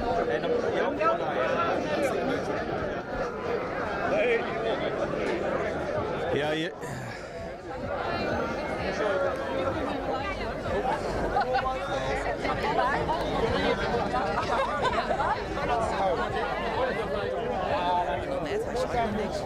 Ja, hier staan we dan momachtig staan we hier op het startterrein. En dan hebben we direct het zilveren scootje wat je uitrekt wordt. En het is mooi vanzelf dat we hier momachtig even staan en dat SKS-voorzitter René Nagelhout hier even stiert. En dan gaan we over tot plechtplegingen hier direct. Ik heb zelf 14 dagen de scootjeboel verslaan en ik jou de microfoon over aan René Nagelhout. Dankjewel Jan Kiemel. Weet of wie er mij hebt? Ja, Jan Kiemel komt net nog op een voorgrond, maar een stem die je moet waarschijnlijk wel kennen van het walcommentaar. Toch even een groot applaus voor wat Jan Kiemel, net al in dit hier, maar ik hou er hier voor is die net. Jan, dankjewel. Grote klasse. Ja, ze hebben het eind van 2 weken scootjesiel. En ze giet dat, wat giet dat hut? Dan begin je in grauw. En dan denk je van nou, we staan voor 2 weken, maar nog een hele tijd. En dan pas is het ergens in Snits. En voor het witte staan we hier. En we staan op het voordek van het winnende scootje. Nou, dat is natuurlijk al op zich een eer om hier staan te maaien. Daar ben ik al sowieso natuurlijk hartstikke grutskop. Maar waar ik vooral grutskop ben, is wat wij als SKS, alle mensen van de SKS, die alle vrijwillig mooi werken. Net alleen nog skippers en bemanningen. Maar al die mensen die elke keer in het spier binnen. Het is fantastisch om te zien dat we Malco samen prachtig, mooi, machtig mooi kampioenschap hebben. Dus ik wil uit naam van mezelf een heel groot applaus voor al die vrijwilligers.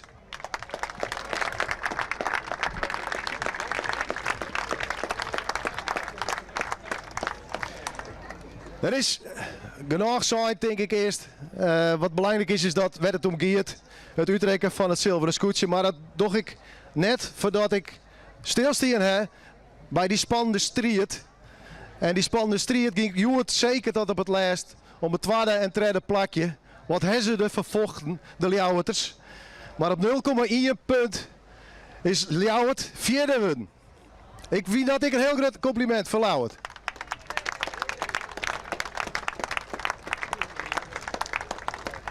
Op het derde plak, en ze liggen tegen broederlijk naast elkaar, het scootje van het Jereveen. Een groot applaus voor het Jereveen. Zie jij er niks. Lokweeske met het derde plak, het Jereveen. En met een verschil van 2 punten, op het tweede plak, het scootje van Lemmer. Maar Albert Visser is je ploeg. De Lemmer.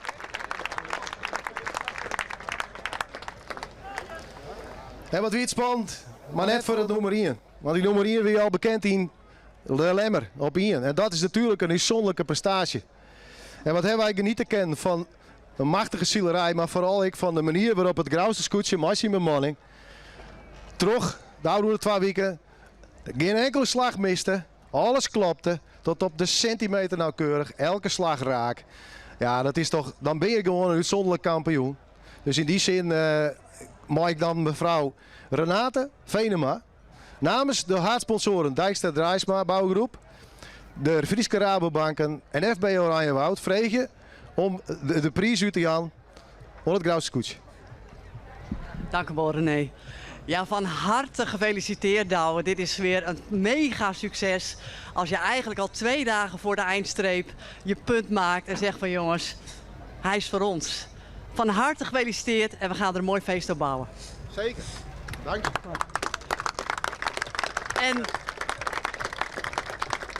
Dan is het moment voor het zilveren scootje, denk ik, René. Ja.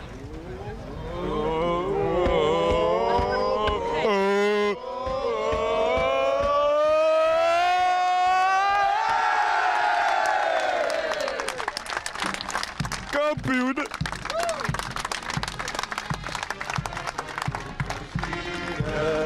En moest je terug zien om. Vleen op pensioen, het beste lof van ieder. Het Friese lof vol eer erom.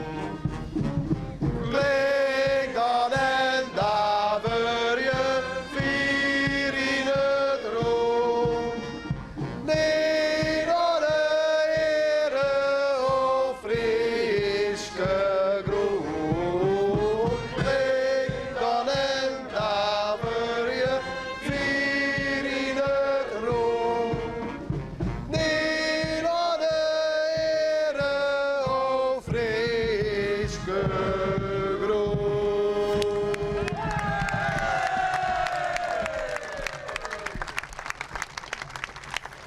Ja, meestal, wat ben wij, nogmaals zo blij, maar we ben ik vooral blij dat Jim alle keer weer joert, maar net alleen nog joert, maar ik de oude 2 weken. U volgen als SKS, zonder die volgers, zonder al die mensen die libje voor het scootziel, die het scootziel ik een warm hart uitdragen, Jim als publiek, Jim als volgers en Jim als types van het totaal, blues volgen, blues steunen. En dan hoop ik dat we takken hier gewoon weer steen kennen, maar en we hopelijk een nieuwe kampioen, we zullen het zien. Mensen, dankjewel!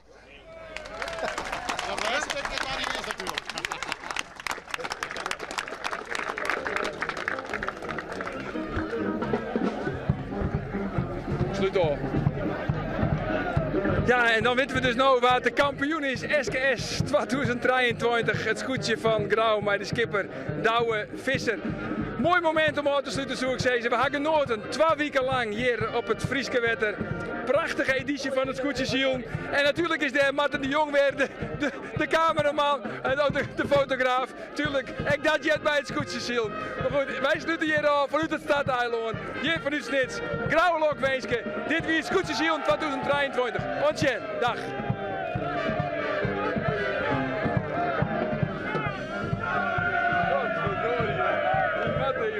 Koekenbakken.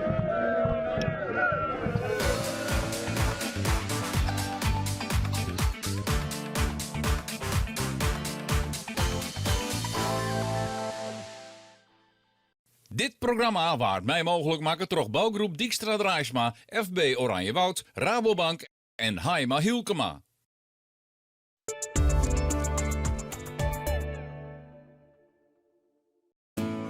Eigenlijk kunnen we nog alles makkelijk zelf.